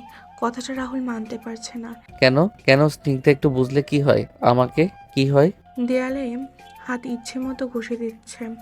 হাতে চোট পাচ্ছে সেদিকে খেয়াল নেই রাহুলের। এত কিছু করলাম তোমার জন্য, কেন বুঝো না? আমি না এত কিছু করেছি তোমার জন্য, আরো করব দরকার পড়লে, কিন্তু ভালো তোমাকে আমায় বাঁচতেই হবে। না আবির থাকবে আমাদের মধ্যে, না অন্য কেউ। তুমি আমি শুধু, আর কেউ না, আর কেউ না। এসব বলে রাহুল স্টাডি রুমে ফ্লোরে শুয়ে পড়ে। স্নিগ্ধাও ওখানে বসে কান্না করতে থাকে। এই চৌধুরী কি শুধু আমার এত বড় ক্ষতি করেছে বলেই বিয়ে করেছে, নাকি অন্য কোনো কারণ আছে যেটা বলছে না রাহুল? কিন্তু কি কারণ থাকতে পারে? এসব চিন্তা করতে করতে স্নিগ্ধাও ঘুমিয়ে পড়ে নিচে। এদিকে আবির কাল থেকে রুম থেকে বের হয়নি। বেঁচে আছে কি মরে গেছে আবির, এর মা বুঝতে পারছে না। অনেক ডাকাডাকির পরও আবিরের কোনো সাড়া শব্দ দেয়নি। আবিরের মা ব্যর্থ হয়ে চলে যায় স্নিগ্ধার মায়ের কাছে। স্নিগ্ধার মাও পাগল করে দিচ্ছে কাল রাত থেকে বারবার মেয়ের কথা আর আবিরের কথা জিজ্ঞাসা করে। কিন্তু আবিরের মা শুধু মুখ লুকিয়ে কেঁদে যাচ্ছে, কিছু বলছে না স্নিগ্ধার মাকে। কিভাবে বলবেন এসব? শুনলে তো স্নিগ্ধার মা বাঁচবে না আর। খুব শখ করে তার স্নিগ্ধাকে আবিরের বউ হতে দেখবে, কিন্তু তা আর হলো না। এই ভেবে আরো বেশি কান্না করতে থাকে আবিরের মা। সন্ধ্যার দিকে আজানের শব্দে স্নিগ্ধার ঘুম ভাঙে। উঠে দেখে রুম ঘুটঘুটে অন্ধকার হয়ে আছে। তাড়াতাড়ি উঠে লাইট অন করে ভয়ে আর রাহুলকে এদিক ওদিক খুঁজতে থাকে। বারান্দায়ও না পেয়ে স্নিগ্ধার আর কেন যেন ভয় করে রাহুলকে দেখতে না পেয়ে তাই রুম থেকে বেরিয়ে রাহুলকে ডাকতে থাকে। রাহুল, ইয়া আল্লাহ, নাম নিয়ে কেন ডাকছি? স্যার শুনলে না জানি আবার কি করে। ঠোঁটে হাত দিয়ে ডাকে। কিন্তু গেল কোথায় স্যার? আমার ভয় করছে একা, আর কেউ কাউকে তো দেখতে পাচ্ছি না। এসব বলতে বলতে হাঁটছিল স্টাডি রুমে। এর দিকে নজর পড়ে স্নিগ্ধার। তাড়াতাড়ি যায় স্টাডি রুমে। এদিক ওদিক তাকিয়ে দেখে কিছু নেই। বেরুতে নিলেই স্নিগ্ধার মনে হয় নিচে কিছু আছে, তাই আবার পিছনে তাকায়। দেখে রাহুল নিচে পড়ে আছে। স্নিগ্ধা দৌড়েই যায় রাহুলের কাছে। রাহুলের মাথাটা কোলে নিয়ে ডাকতে থাকে স্নিগ্ধা। এই যে স্যার, কি হয়েছে আপনার? নিচে পড়ে আছেন কেন? স্নিগ্ধা এবার ভালো করে দেখে আশেপাশে সব উল্টাপাল্টা হয়ে আছে। রাহুলের হাতেও রক্ত ও শুকিয়ে আছে। স্নিগ্ধা ভাবছে রাহুল ওর জ্ঞান হারিয়েছে, তাই রাহুলকে রেখে দৌড়ে পানি খুঁজে এনে রাহুলের মুখে ছিটিয়ে দেয়। পানি দেওয়ার সাথে সাথে রাহুল ধরফড়িয়ে উঠে আর সামনে তাকিয়ে দেখেন স্নিগ্ধা আতঙ্কিত হয়ে চেয়ে আছে তার দিকে। কি করছো তুমি? এভাবে কেউ ঘুম থেকে উঠায়? পুরা ভিজিয়ে দিয়েছো। আপনি ঘুমিয়েছিলেন? হ্যাঁ, তুমি কি ভেবেছো? আমি ভেবেছি হাতের ব্যথায় অজ্ঞান হয়ে গেছেন, তাই তো। তাই তুমি পানি দিয়েছো, তাই তো? হ্যাঁ। Like really? সামান্য হাতের ব্যথায় কেউ অজ্ঞান হয়ে যায়? শুনেছো কোথাও? সরি, আমি আসলে ভয় পেয়ে গিয়েছিলাম আপনাকে না দেখতে পেয়ে, আর এখানে এভাবে পড়েছিলেন তাই মনে করেছি অজ্ঞান হয়ে গেছেন। স্নিগ্ধার কথা শুনে রাহুলের বিরক্তি চলে গেল, তাও ঝাড়ি দিয়ে বলল, ওকে ভিজিয়েছো যখন, এখন মুছে দিবে, চলো। আচ্ছা চলুন। রাহুল স্নিগ্ধা হাত ধরে টেনে রুমে নিয়ে যায় আর টাওয়ার হাতে দিয়ে বলে। নাও মুছে দাও। বাধ্য মেয়ের মতো স্নিগ্ধাও মুছে দিল রাহুলের মুখটা। রাহুল কিছু না বলে বেডে শুয়ে পড়ে চোখ বন্ধ করে। কি হলো? কিছু বললো না কেন? স্নিগ্ধা দেখছে রাহুলকে ভালো করে। আগে তো এত ভালো করে দেখিনি রাহুলকে। এমন শান্ত মুখ, যেন ভাজা মাছ উল্টে খেতে পারে না। ঠোঁটে তো মনে হচ্ছে পিঙ্কি লিপস্টিক লাগাইছে। চোখ তো এক একটা রসগোল্লার থেকেও বড়, আর চামড়া তো আমার থেকেও সুন্দর। নিজের দিকে একবার তাকিয়ে কিন্তু মন চায় আমার থেকেও খারাপ। আমায় একটুও দয়া করলো না।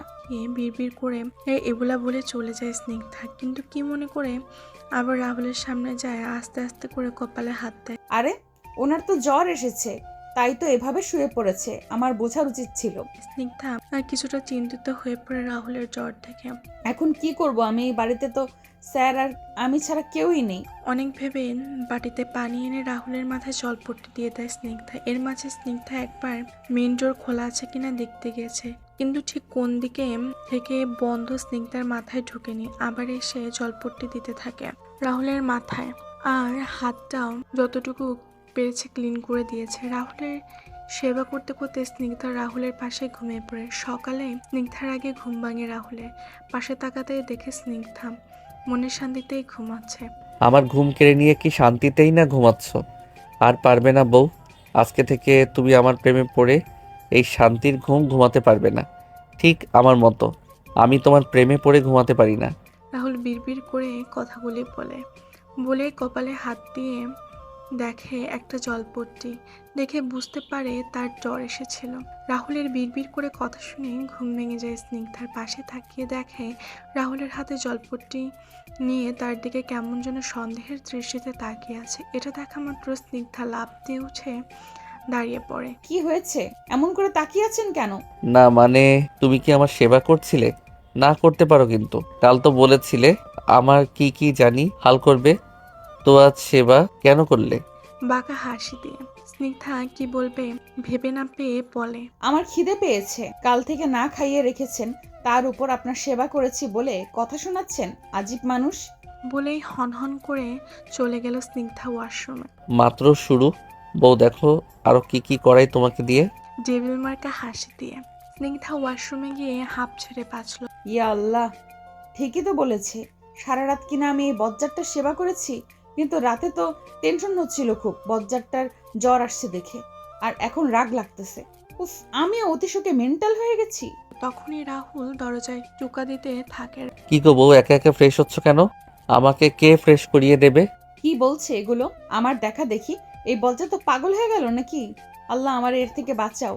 রাহুল টোকা দিতেই আছে। ও মাই লাভলি ওয়াইফ, খুলো প্লিজ। স্নিগ্ধার আগে খচখচ করতে করতে দরজা খুলে ওয়াশরুম থেকে বের হয়। কি হয়েছে আপনার? এমন চিল্লাচিল্লি করছেন কেন? সকাল সকাল কি কিছু খাইছেন নাকি? ওয়াইফি, তোমার নেশা যথেষ্ট, আর কিছু খাওয়ার লাগে নাই?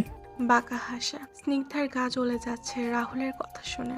স্যার আমাকে ফ্রেশ হতে দিন, আমার খুব ক্ষুধা পাইছে, আমি খাবো। রাহুলের খুব হাসি পাচ্ছে স্নিগ্ধার হাল দেখে। বেচারি সকাল সকাল রাহুলের এই রূপ নিতে পারছে না। ওকে, বাট আমায় ফ্রেশ করে দিতে হবে, না হলে কিচ্ছু করতে পারবে না তুমি। বলো রাজি? আমি পারবো না। রেগে ওকে ফাইন, না খেয়ে থাকো তবে। ডোন্ট কেয়ার ভাব নিয়ে একদিনেই খেতে দিচ্ছেন না, আর সারা জীবন কি করবেন আল্লাহ জানে। আর আপনি বলেন আপনাকে ছেড়ে না যেতে? থাকবো না আমি আপনার সাথে। কাঁদো কাঁদো হয়ে স্নিগ্ধার কথা শুনে রাহুল রেগে বলল, তোমাকে বলেছি না ফ্রেশ করিয়ে দিতে। দিচ্ছি তো। ভয়ে ভয়ে খবিশটা হাসার মধ্যে রেগে যায়। আস্তা বজ্জাত, খুদাই ভয় দেখায় আমায়। বিড়বিড় করে বকা দেওয়া শেষ হলে চলেন ফ্রেশ হই। বাঁকা হেসে স্নিগ্ধা রাহুলের কথা শুনে ভয়ে তাড়াতাড়ি ওয়াশরুমে গিয়ে রাহুলকে ফ্রেশ করিয়ে নিজেও ফ্রেশ হয়ে বের হয়। চলো নিচে চলো। স্নিগ্ধার হাত ধরে হাতের দিকে তাকিয়ে দেখে লাভ নেই, তোমার সবই আমার। বাঁকা হাসা। রাহুলের কথাটা শুনে স্নিগ্ধার কেমন যেন অন্যরকম অনুভূতি হয়। এ এক অদ্ভুত অনুভূতি। এমন হওয়ার কারণ স্নিগ্ধা বুঝতে পারছে না। রাহুল স্নিগ্ধার হাত ধরে টেনে নিচে নিয়ে আসে ডাইনিংয়ে। স্নিগ্ধাকে একটা চেয়ারে বসিয়ে দেয় আর নিজেও পাশের চেয়ারে বসে যায়। কি হলো স্নিগ্ধা?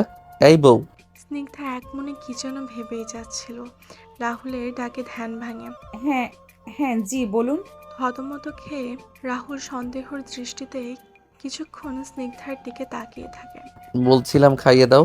কেন আপনার হাত নেই? হাজবেন্ডের কথা শুনতে হয় জানো না, খাইয়ে দাও। স্নিগ্ধা আর কিছু না বলে খাইয়ে দিতে থাকে, কিন্তু রাহুল শান্তিতে খাওয়াতে দিচ্ছে না। এই হাতে কামড় দিচ্ছে, তো এই ইচ্ছে করে চেড়ে দিচ্ছে, যা মোটেও ভালো লাগছে না স্নিগ্ধার। কেমন জানি সুরসুরি লাগছে। রাহুল স্নিগ্ধার অবস্থা দেখে মিটমিট করে হাসছে। প্রবলেমটা কি? এমন করছেন কেন বারবার? রেগে আমি কি করলাম? আমি তো আমার বউয়ের হাতে খাচ্ছি। কিছু করেনি ভাবনি। আপনি কিন্তু বেশি করছেন, হাতে কামড় দিচ্ছেন আপনি। রেগে হ্যাঁ দিয়েছি তো আমার বউয়ের হাত, আমি যা খুশি করব। ডোন্ট কেয়ার ভাবনি। কি বউ বউ শুরু করে দিয়েছেন আপনি? আর বউকে মানুষ এভাবে জ্বালায় না আদর করে, বুঝছেন? চিল্লিয়ে এই তো আদর দিচ্ছি। বলে স্নিগ্ধার গালে শব্দ করে চুমু করে দিল। স্নিগ্ধা রাহুলের কাজে স্তব্ধ হয়ে গেল। আর কিছু না বলে রাহুলকে খাইয়ে নিজেও খেয়ে নিল। আর রাহুল স্নিগ্ধার দিকে তাকিয়ে মিটমিট করে হাসছে। হঠাৎ স্নিগ্ধার মাথায় এলো, খাবার আসলো কই থেকে? বাসায় তো কেউ ছিল না বানানোর মতো, তাহলে এগুলো কই থেকে আসলো? আপনার বাসায় তো খাবার ছিল না, মানুষও ছিল না, তবে খাবার আসলো কই থেকে? অবাক হয়ে এগুলো তোমার না জানলেও চলবে। অদ্ভুত দৃষ্টিতে স্নিগ্ধার দিকে তাকিয়ে জানলে কি হইতো আজিব? স্নিগ্ধা উঠে রুমে চলে গেল। কিছুক্ষণ পর রাহুলও গেল। মাই লাভলি ওয়াইফ, শুনছো? আল্লাহ আবার এসে পড়ছে জ্বালাতন করতে। স্নিগ্ধা বারান্দায় দাঁড়িয়ে বাইরে দেখছিল। রাহুলের চিল্লানিতে ভিতরে এলো। কি হয়েছে স্যার? বিরক্তির ছাপ স্যার, হোয়াট দ্য হেল? তুমি কয়দিন আমার অফিসের স্টাফ ছিলে? মাত্র একদিন। ওই একদিনই তো স্যার ডাকনি, তো এখন কোন জন্মের সম্মান দিচ্ছ যে স্যার স্যার করছো? আর একবার স্যার স্যার করলে কি করব নিজেও জানি না। স্নিগ্ধা একটু থতমত খেয়ে গেল। ওকে স্যার, মানে আর বলবো না। ওকে এখন হাজবেন্ডের মাথা ব্যথা করছে, টিপে দাও।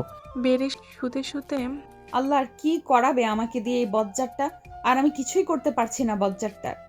পালাতে তো হবেই আমাকে এখান থেকে। দিচ্ছি। স্নিগ্ধা রাহুলের মাথায় হাত দিয়ে বুঝল রাহুলের জ্বর কমেনি, বরং বেড়েছে। আপনার তো জ্বর কমেইনি, আমি তো আপনার নর্মাল বিহেভিয়ার দেখে ভেবেছি কমে গেছে। স্নিগ্ধা ভালো করে তাকিয়ে দেখে রাহুলের রাতের মতো ঘুমিয়ে পড়েছে। স্নিগ্ধা আশ্চর্য হলো, এত জ্বর নিয়ে কেউ এত নর্মাল বিহেভিয়ারও করতে পারে। কিন্তু এইভাবে থাকলে তো আরো শরীর খারাপের দিকে যাবে। স্নিগ্ধা আবারও অনেক ডাকলো রাহুলকে, কিন্তু উঠল না। স্নিগ্ধা রাতের মতোই মাথায় জলপট্টি দিতে থাকে। 1 ঘন্টা পর রাহুলের ঘুম থেকে উঠল। আশেপাশে স্নিগ্ধাকে খুঁজে না পেয়ে তাড়াতাড়ি নিচে নামে। গিয়ে দেখে স্নিগ্ধা মেন ডোর এর সামনে দাঁড়িয়ে কি যেন ভাবছে। রাহুল স্নিগ্ধার পাশে গিয়ে দাঁড়িয়ে হ্যাচকা টানে স্নিগ্ধাকে নিজের বুকে উপর ফেলে শক্ত করে জড়িয়ে ধরে। স্নিগ্ধা তো প্রথমে ভয় পায়, পরে চিনে ফেলে এটা রাহুল। এখন কি করছো তুমি? জড়িয়ে ধরে মানে দেখছিলাম দরজাটা কোন দিক থেকে বন্ধ। ভয়ে ভয়ে স্নিগ্ধাকে ছেড়ে হাত ধরে টানতে টানতে রুমে নিয়ে যায়। তুমি এখনো পালাতে চাও? চোখ মুখ শক্ত করে সেটা তো পরে, কিন্তু আমি ডাক্তার আনার জন্য দরজা খুলতে চেয়েছিলাম, কারণ পুরা বাড়ি খুঁজতে একটা ফোন পেলাম না। আমতা আমতা করে ডক্টর? ডক্টর কেন? অবাক হয়ে আপনি কি পাগল নাকি? এত জ্বর শরীরে আর আপনি বলছেন ডাক্তার কেন? আপনি কি বোঝেন না, ফিল করেন না যে আপনার খুব জ্বর? চিন্তিত হয়ে আমার কিচ্ছু হয়নি, বুঝেছো তুমি? তুই রুম থেকে এক পাও নড়বে না, ক্লিয়ার? খুব রেগে কি বলছে এই লোক? জ্বর খুব বেশি? আমি দেখেছি 100-র উপরে হবে, কিন্তু এই বজ্জাত বলছে কিছু হয়নি। রোবট নাকি আল্লাহ জানে। না না, একে ডাক্তার দেখাতেই হবে। প্লিজ স্যার, মানে আসলে রাহুল প্লিজ, আপনার খুব জ্বর, এভাবে থাকলে আরো খারাপ হবে শরীর। আপনি প্লিজ ডক্টর ডাকুন, আমি একদম পাল্টানোর চেষ্টা করব না। আর তাছাড়া জ্বরটা রাত থেকে হাতেও তো ব্যথা পেয়েছেন, ওইটাও ইনফেকশন হতে পারে চিকিৎসা না করলে। একদমই কথাগুলো বলে ফেলে স্নিগ্ধা। রাহুল অবাক চোখে তাকিয়ে আছে স্নিগ্ধার দিকে। তার জন্য স্নিগ্ধা এত ভাবছে তার বিশ্বাস হচ্ছে না। দেখো, আমি তুমি পালিয়ে যাব তাই ডক্টর ডাকছি না, এমন না। আমি না চাইলে তো তুমি রুম থেকে বেরোতে পারবে না, এটা ক্লিয়ার হয়ে নাও। আমি ঠিক আছি, তাই ডক্টরের প্রয়োজন নেই। আমার এমন জ্বর প্রায় আসে, তুমি চিন্তা করো না। এটা কেমন কথা আমি জানি না, আপনি ডাক্তার ডাকুন প্লিজ। আমি চিন্তা না করে পারছি না, আর আমি নিজেও কিছু করতে পারছি না। আপনি তো পাগল, কিন্তু আমি পাগল না যে এত জ্বর থাকার পরেও আমি ঠিক আছি শুনে শান্ত হয়ে যাব। উত্তেজিত হয়ে তারপরে রাহুল আর না পেরে ডক্টরকে খবর দেয়, ফোন করে। রাহুলের হাতে ফোন দেখে অবাক হয়, কারণ স্নিগ্ধা অনেক খুঁজেছে।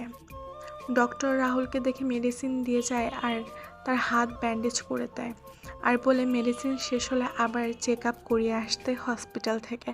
ডক্টর চলে গেলে রাহুল স্নিগ্ধাকে জিজ্ঞাসা করে আমার জায়গায় অন্য কেউ থাকলেও কি এমন করতো নাকি আমি স্পেশাল? শান্ত কণ্ঠে। হ্যাঁ, অন্য কেউ হলেও এমন করতাম, কিন্তু আপনি এটা জিজ্ঞাসা করলেন কেন? একটা বড় সড়ো শ্বাস ফেলে। না, এমনি জিজ্ঞেস করলাম। আচ্ছা আপনি বসুন, আমি আপনার জন্য খাবার নিয়ে আসি, খেয়ে মেডিসিন খাবেন।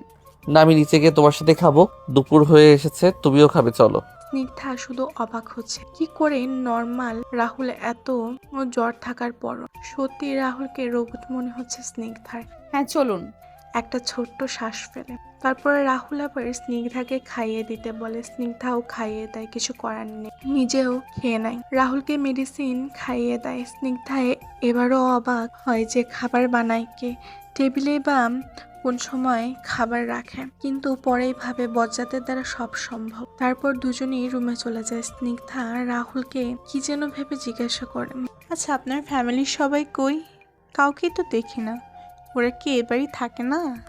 হালকা এসে জবাব। আমার ফ্যামিলি নেই। হ্যাঁ, ফ্যামিলি বাদে সবাই আছে। ছোট্ট একটা শ্বাস ফেলে অবাক হয়। রাহুল স্নিগ্ধাকে টেনে নিজের কাছে এনে জড়িয়ে শুয়ে পড়ে। স্নিগ্ধাও কেন যেন কিছু বলতে পারছে না। শুয়ে রাহুল বলে, মানে হচ্ছে আমার বাবা যখন আমি ক্লাস 10-এ পড়ি তখন মারা যায়। আমার কোনো ভাই বোন নেই। আর মা একজনকে ভালোবেসে চলে যায় আমায় ছেড়ে।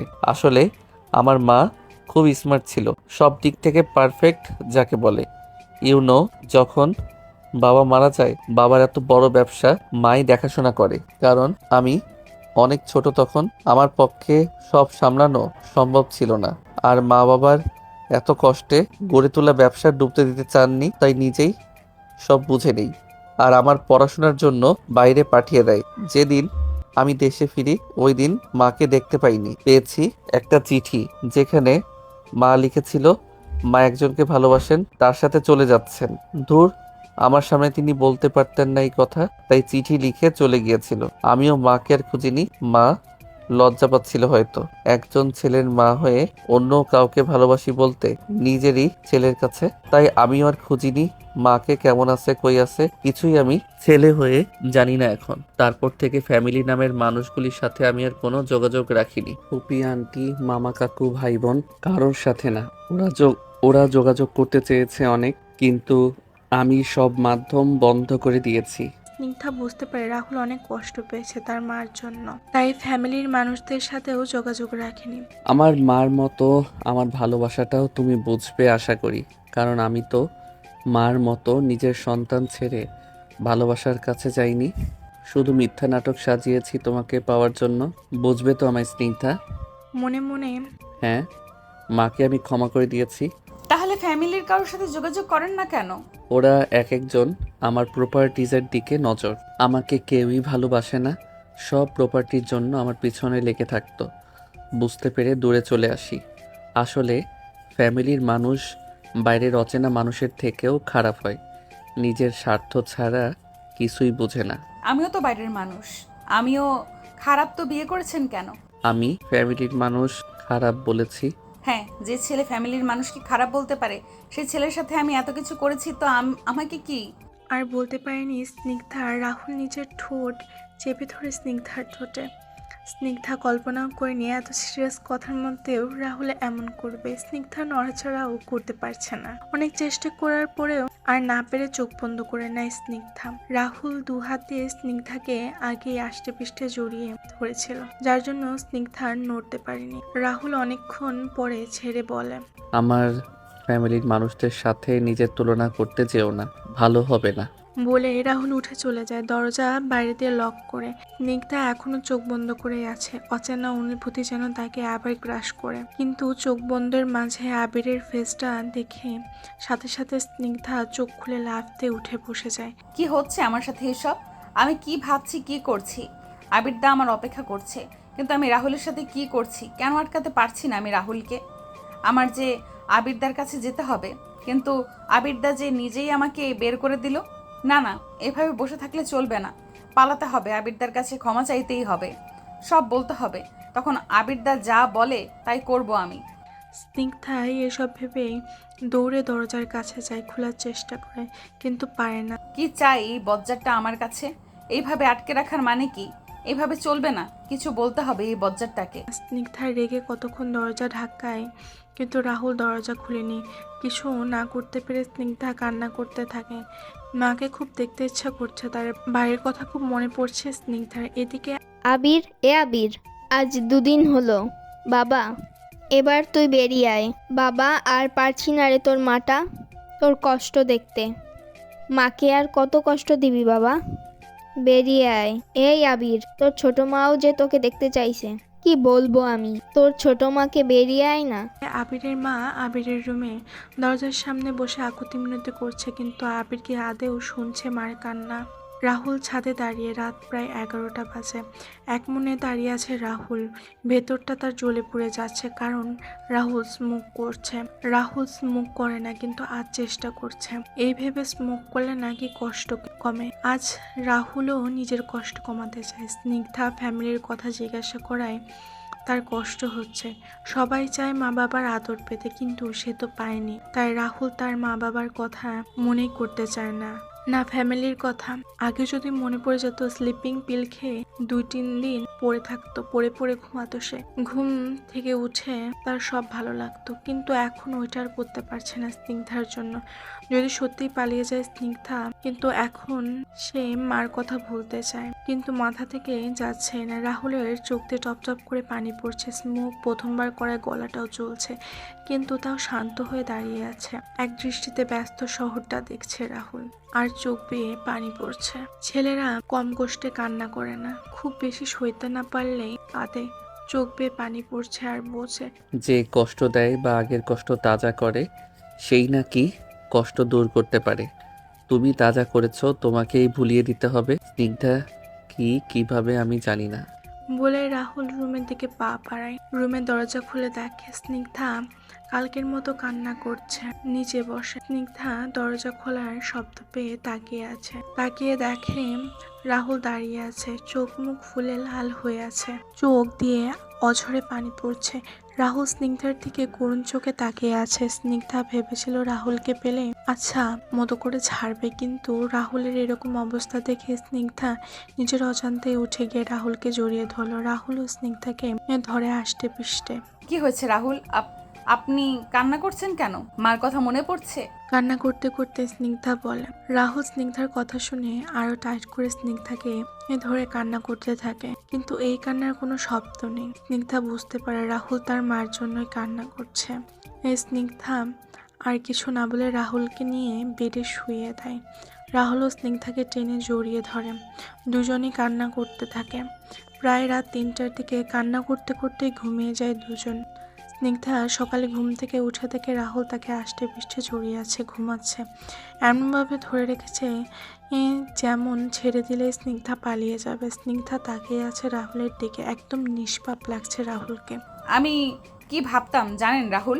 আমারই সবচেয়ে বেশি কষ্ট মনে লুকানো, কিন্তু আপনাকে কালকে দেখে বুঝলাম উপর দিয়ে সবাই রাগী বদমেজাজি কোটিপতি হাসি খুশি যারা দেখায়, তাদেরও কষ্ট থাকে আমাদের মতো, আর মানুষের থেকে অনেক বেশিই থাকে, কিন্তু মুখ দেখলে বোঝা যায় না সে কষ্টে আছে, খুব কষ্টে।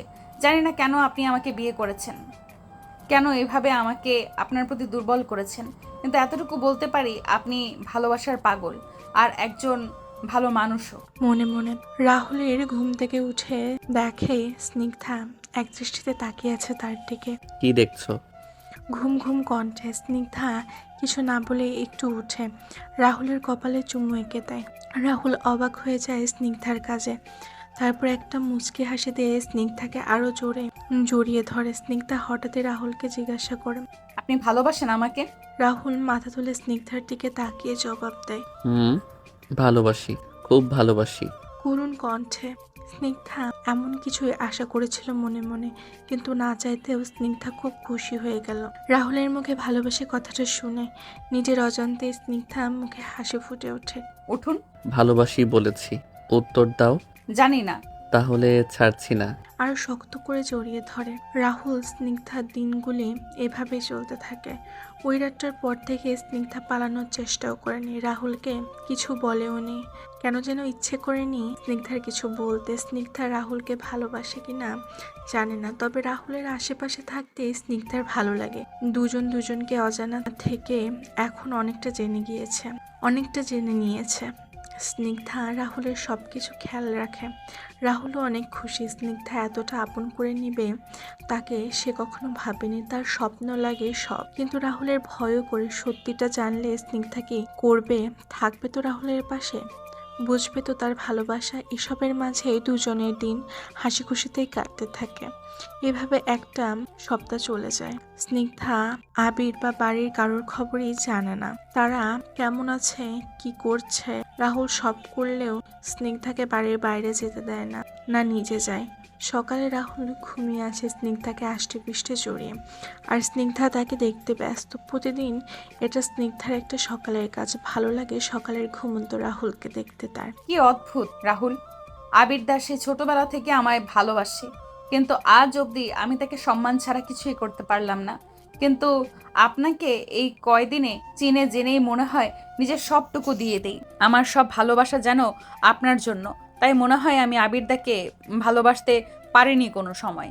মনে মনে এদিকে আবিরের মা আজ আর না পেরে আবিরের এক বন্ধুকে খবর দিয়ে এনে দরজা ভাঙিয়েছে। আবির বাবা, দরজা খুলিসনি কেন? বল আমায়। আসিফ আবিরের বন্ধু অবাক হয়ে তাকিয়ে আছে আবিরের দিকে। আবির তার মাকে দেখে ঝাঁপিয়ে পড়ে মার বুকে চিল্লিয়ে কান্না করতে থাকে আবির, আর বলেন, মা আমি বাঁচবো না, মা আমায় এনে দাও স্নিগ্ধাকে, মা প্লিজ, মা এনে দাও, আমি যে পারবো না স্নিগ্ধাকে ছাড়া থাকতে, না আমি মরে যাব।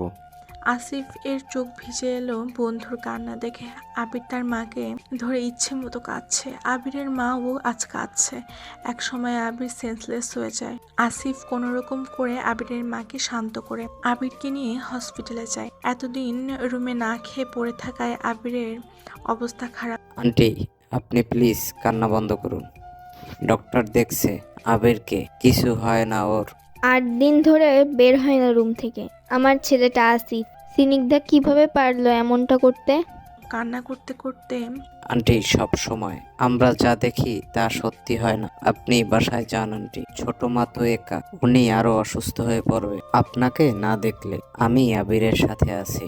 আবিরের মাকে এক প্রকার জড়িয়ে ধরে বাসায় পাঠিয়ে দেয় আসিফ। স্নিগ্ধা রাহুল দাঁড়িয়ে আছে ছাদে। স্নিগ্ধা দাঁড়িয়ে আকাশ দেখছে, আর রাহুল বসে স্নিগ্ধাকে দেখছে।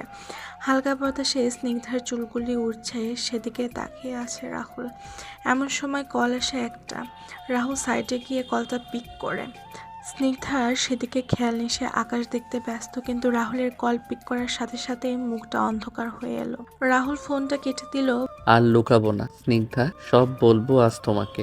বলেই রাহুল পিছনে ফিরে দেখে স্নিগ্ধা এখনো আকাশের দিকে তাকিয়ে আছে। রাহুল ডাক দিল স্নিগ্ধাকে। কিছু বলবেন? রাহুলের দিকে ফিরে কিছু না, অনেক কিছু বলবো। কি হয়েছে বলেন, এমন কেন দেখাচ্ছে আপনাকে? কিছুটা উত্তেজিত হয়ে তুমি ভালোবাসো আবিরকে? চোখ মুখ শক্ত করে হঠাৎ এই পুরোটা বলতে পারেনি। যা জিজ্ঞেস করেছি তার উত্তর দাও। ভালোবাসি, সম্মানও করি, কিন্তু সেটা ভাই হিসাবে। চেয়েও ভালো কোনো দিন বাসতে পারিনি, কেন জানি না। দীর্ঘ শ্বাস ফেলে আমি তোমাকে কিছু বলতে চাই স্নিগ্ধা, জানি তুমি আমায় খারাপ ভাববে, আমি ঠিক করিনি বলবে, কিন্তু তুমি তো বলেছিলে না ভালোবাসায় ঠিক ভুল থাকে না, শুধু ভালোবাসার মানুষটার সাথে থাকতে ইচ্ছে করে শুধু। আমিও তাই করেছি, তাই প্লিজ আমায় ভুল বোঝো না, প্লিজ আমায় ক্ষমা করে দিও প্লিজ। স্নিগ্ধা অবাক হয়ে শুধু তাকিয়ে আছে রাহুলের মুখের দিকে। রাহুল বলতে শুরু করলো, একটা বড় সড়ো শ্বাস ফেলে। ওই দিন যখন তুমি ইন্টারভিউ দিতে এসেছিলে আমার অফিসে, আর আমি তোমায় দেখেছিলাম, আমার মনে হয়েছিল আমার শূন্য দুনিয়ায় এক আলোর ঝলক দেখেছিলাম। মন বারবার বলছিল তুমি আমার খুব আপন। আমার মুখে হাসি ফুটে ওঠে, কিন্তু তোমার মুখে ছিল দুশ্চিন্তায় ভরপুর। তাই তোমার সামনে বসেই ঠিক করি তোমার সব চিন্তা আমি দূর করে দিব, আর তোমায় আমার দুনিয়ার আলো বানিয়ে রাখ। তাই তোমার চাকরি কনফার্ম করে আর ওই দিনই জয়েন করতে বলে, কিন্তু তাও তোমার মুখে হাসি দেখতে পাইনি। আমি আমার কেবিনে যাই, ভাবি কিভাবে তোমার সব খবর জানা যায়। আর হ্যালো জর্ডান, একটা কাজ করতে হবে তোমাকে। Yes sir. একটা মেয়ের সকল ইনফরমেশন চাই, ঠিকানা দিচ্ছি আমি। হয়ে যাবে স্যার। 1 ঘন্টার মধ্যে চাই। তোমার অফিসে দেওয়া ঠিকানা ওকে পাঠাই, আর 1 ঘন্টাই সব জেনে নেই তোমার ব্যাপারে। ঠিকানা থাকায় সময় লাগেনি। তারপর আমি তোমার ব্যাপারে জানতে পারি সব। তোমার বাবা নেই, মা অসুস্থ, অপারেশন করতে হবে, আমি বুঝতে পারি। তাই তোমার মুখে হাসি ছিল না, তোমাদের অবস্থা খারাপ চলছে। তুমি জব খুঁজছো অনেক দিন ধরে, আর তোমার রিলেশন আছে এক ছেলের সাথে, তোমাদের বাড়িতেই থাকে, কিন্তু জর্ডান তার নাম জানায়নি আমাকে। এটা শুনে আমার মাথায় আগুন লেগে যায় যে তোমার রিলেশন আছে আর আমি কিছু না ভেবে প্ল্যান করি তোমায় বিয়ে করব। আর তোমার কাছে ম্যানেজারকে দিয়ে অফার পাঠাই আমাকে অফিসের সবার সামনে ধর্ষক বললে তোমার মার অপারেশনের সমস্ত খরচ পেয়ে যাবে। তুমিও রাজি হয়ে যাও, ম্যানেজারকে বলে দাও আর কাজটা করেও দাও। আমি নিজে এসব ইচ্ছে করে করলেও বাইরের মানুষ সত্যি ভাবে, কিন্তু আমার কিছুই করার ছিল না। তারপর আমি গায়েব হয়ে যাই, না হলে মিডিয়া পাগল করে দিত। আর তুমিও টাকা পেয়েই মার অপারেশন করে ফেলে 3 দিন তুমি ব্যস্ত ছিলে। তুমি এটা জানতে না আমি নিজে এসব করিয়েছি ম্যানেজারকে দিয়ে? তুমি জানতে তুমি আমার নামে মিথ্যা বলেছো। তোমার মা হসপিটাল থাকায় আমিও কিছু করিনি, তোমার উপর নজর রেখেছি 4 দিনের দিন আমি তোমাকে তুলে আনি। আর বাকিটা তুমি জানো। পরদিন সকালে জর্ডানে দেওয়া নাম্বারে আমি আবিরকে ফোন করে বলি তুমি আমার কাছে। আমি ওই দিন আবিরকে বিয়ের কথা বলতেই ফোন দিয়ে আনাই, কিন্তু আবিরকে দেখে আমি অনেক শোক খাই। কিন্তু তাও বলে দিই বিয়ের কথাটা। কিন্তু আমি এটা জানতাম না তোমার এঙ্গেজমেন্ট হয়ে গেছে আবিরের সাথে। আর বিশ্বাস করো, জানলেও আমি ঠিক এটাই করতাম। আমার কিছু করার ছিল না। আমি ভেবেছিলাম তুমি এত কিছুর পর মেনে নিবে আমাদের বিয়েটা, কিন্তু তুমি ওই দিন উল্টাপাল্টা কথা বলে চলে যাও। তাই আমি আবিরকে ফোন দেই। হ্যালো, কে? আমি রাহুল, স্নিগ্ধার হাজব্যান্ড। ও জি, কিছু বলবেন? ভুলে গেলি তুই এত সহজে আমায়? মানে কে আপনি? তোর স্কুল লাইফের শত্রু রাহুল চৌধুরী। রাহুল, তুই? তুই তাই তো বলি, এত চেনা চেনা কেন লাগছে আমার তোকে? কিন্তু তুই তো জানতিস আমি স্নিগ্ধাকে ছোট থেকে ভালোবাসি, তাহলে এমন কেন করলি? কাঁদছিস কেন? স্নিগ্ধা আমাকে খুব ভালোবাসে আর আমিও ভালো রাখবো ওকে অনেক। কিন্তু স্নিগ্ধা ভাবছে তোকে ধোকা দিচ্ছে, তাই চলে গেছে তোর কাছে ক্ষমা চাইতে। তুই ওকে পাঠিয়ে দে আমার কাছে। ঠিক আছে, পাঠিয়ে দেব, কিন্তু কেন করলি এমন? জানি না, আমি ভালোবাসি স্নিগ্ধাকে, এতটুকুই জানি। ঠিক আছে স্নিগ্ধা, যদি তোকে ভালোবাস আমি পাঠিয়ে দেব তোর কাছে। বলেই ফোন রেখে দেয় আবির। আমার খারাপ লাগে খুব আবিরের কান্না দেখে, তাও আমি ওকে বলি। আবির ভেবেছিল আমি তোমাকে ওর থেকে কেড়ে নিয়েছি, কিন্তু আমি তো জানতামই না তুমি আবিরের ছোট মার মেয়ে স্নিগ্ধা। রাতে আবির আমাকে আবার ফোন দেয়, বলে তোমায় নিয়ে যেতে বের করে দিয়েছে তোমাকে বাড়ি থেকে, আর আমি তোমায় এখানে নিয়ে আসি। আমি ভাবিনি এত সহজে তোমাকে ও ছেড়ে দিবে, কিন্তু আমি ভুল ছিলাম। ছেড়ে তো দিয়েছে, ভুলতে পারিনি। একটু আগে ফোন এসেছে আবির হসপিটাল আছে। সব শুনে স্নিগ্ধা পাথর হয়ে গেল, চোখ দিয়ে গড়িয়ে পানি পড়ছে। রাহুল কথা শেষ করে মাথা নিচু করে দাঁড়িয়ে আছে, কলিজাটাও ব্যথা করছে যেমন রাহুলের। আপনি আবিরদাকে চেনেন? হ্যাঁ, স্কুলে একসাথে পড়তাম। তো আপনি জানতেন আবিরদা আমাকে ভালোবাসে? জানতাম, কিন্তু শুধু তোমার নামটা জানতাম, দেখিনি কোনো সময়। আর দেখলেও চিনার কথা না, অনেক বছর আগের কথা। তাছাড়া আমি আবিরকেই প্রথম চিনতে পারিনি, কিন্তু চিনা চিনা লাগায় খোঁজ দিয়ে জানি। কেন করলেন এত কিছু? তোমাকে ভালোবাসি খুব বেশি, আমি বাঁচতে চাই তোমাকে নিয়ে স্নিগ্ধা। আবিরদাও তাই চেয়েছিল, তাহলে সে কেন এত কষ্ট পাবে বলতে পারেন? আমি জানি না, কিছু জানি না। স্নিগ্ধা, তুমি আমায় ফেলে যেও না প্লিজ। আবিরদাকে আপনি সব থেকে বেশি কষ্ট দিয়েছেন এই বলে আমি আপনাকে ভালোবাসি কেন বলেছেন? উনি এটাই মানতে পারেননি হয়তো, এত বছর ধরে ভালোবেসে গেছে সে আমি কিনা তাকে ভালো না বেসে আপনাকে ভালোবাসি, সেটা কেউ মানতে পারবে? আপনি পারবেন? আমি জানি আমি ভুল। রাহুল কিছু বলার আগে হঠাৎ স্নিগ্ধার মাথা ঘুরে পড়ে যেতে নেয়। রাহুল দেখে তাড়াতাড়ি ধরে ফেলে স্নিগ্ধার মাথাটা নিজের কোলে নিয়ে বলতে থাকে। স্নিগ্ধা, এই এই ওঠো, কি হয়েছে তোমার? দিশেহারা হয়ে যায় রাহুল। তুমি কি বললে তুমি আমায় ভালোবাসো না? এই স্নিগ্ধা, প্লিজ বলো না ভালোবাসি। আমি কি এতটা খারাপ স্নিগ্ধা? রাহুল কোলে করে রুমে নিয়ে যায়, স্নিগ্ধা চোখে মুখে পানির ছিটা দেয়, তবুও স্নিগ্ধার জ্ঞান ফেরে না। রাহুল কিছুটা ভয় পেয়ে যায়, তারপরে আর কিছু না ভেবে স্নিগ্ধাকে হসপিটালে নিয়ে যায়। 1 ঘন্টা পর ডক্টর, কেমন আছে আমার ওয়াইফ? একদম ঠিক আছে, গুড নিউজও আছে। মানে আপনার ওয়াইফ প্রেগনেন্ট মিস্টার চৌধুরী। মিষ্টি মুখ করান সবাইকে। ডক্টরের কথা কানে যেতে রাহুল স্তব্ধ হয়ে গেল, সেও বাবা হবে ভাবতে রাহুলের চোখ মুখে হাসি ফুটতে উঠল। হোয়াট? মানে সত্যি ডক্টর? ইয়েস মিস্টার চৌধুরী, তবে আপনার স্ত্রী কিছুটা ড্রেসড, তাই সেন্স হারিয়েছে, একটু খেয়াল রাখবেন। Okay, okay, thank you so much doctor. It's okay, কিছুক্ষণের মধ্যে জ্ঞান ফিরে যাবে ওনার, তারপর বাসায় নিয়ে যেতে পারবেন। ডক্টর চলে গেলেন। রাহুল স্নিগ্ধার কাছে যায়, স্নিগ্ধার পাশে বসে স্নিগ্ধার হাতটা শক্ত করে ধরে। স্নিগ্ধা প্লিজ ছেড়ে যেও না, প্লিজ প্লিজ, অনেক ভালোবাসি তোমায়। আমার বেবির থেকে দূরে করো না আমাকে প্লিজ। রাহুলের চোখ দিয়ে দু ফোঁটা পানি গড়িয়ে পড়ল। স্নিগ্ধা জ্ঞান ফিরতে আশেপাশে তাকিয়ে বুঝতে পারে এটা হসপিটাল। পাশে রাহুলকে তার হাত ধরে বসে থাকতে দেখে। হাতটা সরিয়ে নেয় স্নিগ্ধা, তাতে রাহুলের মনটা ভেঙে যায়। আমি এখানে কেন? সেন্সলেস হয়ে গিয়েছিলে তাই নিয়ে এসেছি। ডক্টর বলেছে আমি আবিরদার কাছে যাব। নিয়ে যাবেন আমায় এক্ষুনি। স্নিগ্ধার কথা শুনে রাহুলের ভেতর তোলপাড় শুরু হয়ে গেল। তুই সত্যি আমায় ভালোবাসো না? আমায় ছেড়ে চলে যাবে?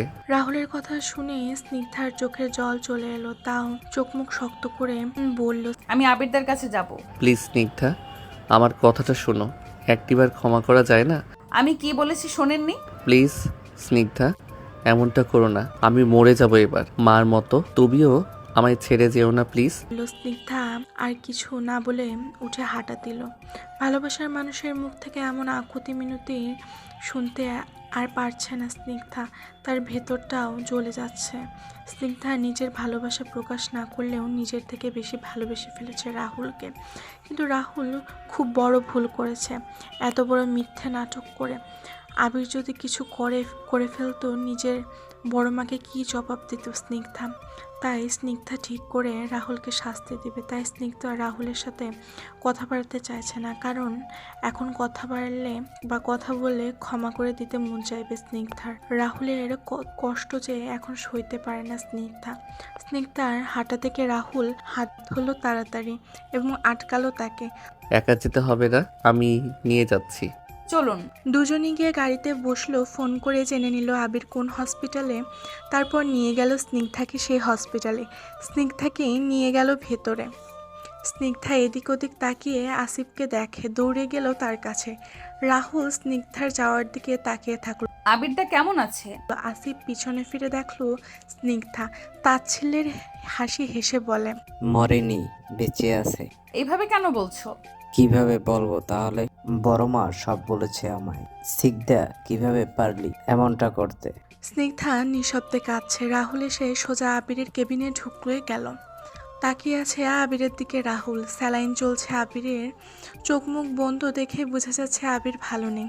রাহুল গিয়ে পাশে বসে।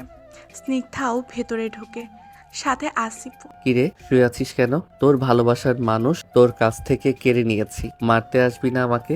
আবির জেগেই ছিল, চোখ বন্ধ করেছিল শুধু। রাহুলের কথা শুনে তাকিয়ে রইল রাহুলের দিকে। আসিফ রাহুলের সাথে কথা বলে স্নিগ্ধাকে জিজ্ঞাসা করলো, এই লোককে? রাহুল। আসিফ চিনে ফেলেন রাহুলকে, তারা একসাথেই পড়তো। আবিরকে চুপ থাকতে দেখে রাহুল আবার বলে, কিরে, চুপ করে আছিস কেন? কি বলবো? মারবি না আমায়? এখন ছোট নেই, আমরা যে মারামারি করব। ভালোবাসি স্নিগ্ধাকে আমি। জানি। আসিফ ওদের কথা শুনে অবাক হচ্ছে। স্নিগ্ধা ভাবছে এত কিছুর পরও আবির হেসে কথা বলছে কিভাবে রাহুলের সাথে। জানিস, আমি বাবা হতে চলেছি। কিছুক্ষণ চুপ থাকার পর আবির বলে, ভালো তো, শান্ত রাহুলের আর একটা শান্ত রাহুল আসবে। হ্যাঁ। আমার মেয়ের সাথে বিয়ে দিবি কেমন? স্নিগ্ধা স্তব্ধ হয়ে গেল। রাহুল বাবা হবে শুনে বুঝতে বাকি রইল না স্নিগ্ধা প্রেগনেন্ট, আর তাই সে সেন্সলেস হয়ে গেল। স্নিগ্ধা রেগে জিজ্ঞাসা করলো রাহুলকে, আপনি আমায় বলেননি কেন? বলতে চেয়েছিলাম, পারিনি। বেরিয়ে যান এখান থেকে। স্নিগ্ধা রাহুলের সামনে গিয়ে রাহুলের শার্টের কলার ধরে দাঁড় করিয়ে বলে, বেরিয়ে যান এখান থেকে এক্ষুনি। একটা ছেলের ভালোবাসা কেড়ে নিয়ে এখন আবার তাকেই আমি বাবা হতে চলেছেন শোনাচ্ছেন। বেরিয়ে যান এখান থেকে। আমি আপনাকে দেখতেও চাই না। সত্যি দেখতে চাও না? রাহুলের দিকে না তাকিয়ে জবাব দেয় স্নিগ্ধা। ঠিক আছে, চলে যাব। আবির আসিফ নির্বাক হয়ে তাকিয়ে আছে শুধু। রাহুল আবিরের দিকে একবার তাকিয়ে চলে যায় সেখান থেকে। এই তাকানোতে ছিল না না বলা কিছু কথা। ক্ষমা করে দিস, তোর কষ্টের কারণ আমি। ঠিক এমন না বলা কিছু কথা। রাহুল না বলে চলে গেলেও আবির ঠিক বুঝতে পেরেছে। আবির হালকা হাসলো। এই হাসিতেও লুকানো কিছু কথা আছে। ভালোবাসা কি আমিও বুঝি, ভালোবাসার জন্য মানুষ সব করতে পারে। তাই আমিও তোকে ক্ষমা করে দিয়েছি। রাহুল বেরিয়ে যেতে স্নিগ্ধা কান্নায় ভেঙে পড়লো। কাঁদতে কাঁদতে স্নিগ্ধা আবিরের পাশে বসে। আবিরদা, আমি ভালোবাসি রাহুলকে, তাই তো? স্নিগ্ধা করুণ কণ্ঠে আবিরের দিকে কি হলো? হ্যাঁ, ভালোবাসি খুব। তো তাড়িয়ে কেন দিলি? কি করব বলো, সে বাবা হবে। তোমাকে বলছে, বুঝতে পারছো না তুমি কষ্ট পাচ্ছে? তুই যদি আমার কষ্ট বুঝতি স্নিগ্ধা, তাহলে আমাকে ভালোবাসতে বলতি আজ রাহুলকে না, কিন্তু আমি আর তোদের মধ্যে থাকবো না। মনে মনে একটা কথা বলি আবির দা, হুম, ক্ষমা করে দাও আমায়। তুই ভুল কিছুই করিসনি। তোর সাথে যদি আমার বিয়ে হতো, এক প্রকার জোর করে আমাকে ভালোবাসতে তোর, কিন্তু সত্যি এটাই, আমায় তোর বড় মার ছেলে, তোর ভাই ভেবেছিস, কিন্তু এখন তুই আমায় যেই ভালোটা বাসিস এটা মন থেকে, কিন্তু ওই সময় জোর করে হয়তো। বিশ্বাস কর, আমি ওই জোর করা ভালোবাসা তোর কাছে চাই না, এইটাই চাই। একটা কথা বলি তোকে, সবাই সব কষ্ট সহ্য করতে পারে না। রাহুল ছোটবেলা থেকেই একা চুপচাপ থাকতেই পছন্দ করত। যতটুকু চিঠি মনে পড়ে, কাউর ক্ষতি করেনি কোনো সময়। সেই ছেলে তোর জন্য এত কিছু করেছে, বুঝাই যায় তোকে খুব ভালোবাসে। আর তুই যদি এখনই ওর কাছে না যাস, রাহুল উল্টো পাল্টা কিছু করে বসতে পারে। আবিরের কথা শুনে স্নিগ্ধা আতকে ওঠে। সত্যি তো রাহুল কতটা একা আমি জানি। ওই দিন রাগ করে কিছু কথা বলাই নিজের হাতের ক্ষতি করেছে। আর সে যদি ভাবে আমি তার মার মতো ওকে ছেড়ে চলে গেছি, তো মনে মনে ভাবছে, আর ভাবতে পারছে না স্নিগ্ধা গলাটা শুকিয়ে আসছে। এমন ব্যবহার করা মোটেও ঠিক হয়নি তার। রাহুলকে শাস্তি দেবে এসব এখন কিছুই মাথায় নেই স্নিগ্ধার। এক লাফে উঠে দাঁড়ায় স্নিগ্ধা। আবির শুধু দেখছে স্নিগ্ধা কতটা উত্তেজিত হয়ে পড়ছে। রাহুল কিছু করে বসতে পারে এই কথাটা শুনে। আবির দা আমি যাচ্ছি। বলে স্নিগ্ধার দৌড় দিয়ে বেরিয়ে যায় কেবিন থেকে। আবির স্নিগ্ধার যাওয়ার দিকে তাকিয়ে থাকে।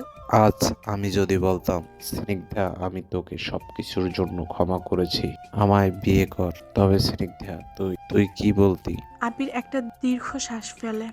আসিফ গিয়ে পাশে বসে আবিরকে জিজ্ঞেস করে, সত্যি কি সব মেনে নিয়েছিস তুই? হুম, কিভাবে? এত বছরের ভালোবাসা তোর। তাই তো, ভালোবাসার মানুষের সুখের জন্য সব করতে পারি। আসিফ আর কিছু বলে না। আসিফ বুঝতে পারে আবির বড়সড় একটা কুরবানি দিয়েছে নিজের ভালোবাসায়। স্নিগ্ধা দৌড়ে হসপিটাল থেকে বেরিয়ে রিকশাতে উঠে পড়ে। পথ যেমনই শেষ হচ্ছে না, আর স্নিগ্ধার মাথায় হাজারো চিন্তা ঘুরপাক খাচ্ছে। রাহুলকে বাসায় গিয়ে পাবে তো সে? কিছু হয়নি তো? এসব ভাবছে। বারবার রিকশা চালককে তাড়াতাড়ি যেতে বলছে। এদিকে রাহুল আবার সিগারেট খাওয়ার চেষ্টা করছে, দু হাতে দুইটা নিয়ে ছাদের রেলিংয়ের ওপর দাঁড়িয়ে। চোখের নিচে লাল হয়ে আছে, সিগারেটের ধোঁয়া নিতে পারছে না রাহুল। তাও চেষ্টা লেগেই আছে তার। দুইটা সিগারেট শেষ করার জন্য যুদ্ধ করছে এক প্রকার। এমন সময় পেছন থেকে ডাক আসে, রাহুল। রাহুল পিছনে তাকিয়ে দেখে স্নিগ্ধা দাঁড়িয়ে। একটা মুচকি হাসি দিয়ে রাহুল তারপর সিগারেট ফেলে নিচে নেমে দাঁড়ায়। এসব দেখে স্নিগ্ধার কলিজা শুকিয়ে যাওয়ার অবস্থা। সারা বাড়ি খুঁজে না পেয়ে ছাদে আসে স্নিগ্ধা। রাহুলকে রেলিং এর উপর দেখে ডাক দিয়ে স্ট্যাচু হয়ে দাঁড়িয়ে আছে স্নিগ্ধা। রাহুল আস্তে আস্তে স্নিগ্ধার কাছে গিয়ে জড়িয়ে ধরে আষ্টে পিষ্টে। রাহুল যেন কলিজা ফিরে পেয়েছে তার। স্নিগ্ধা নড়াচড়া করে না।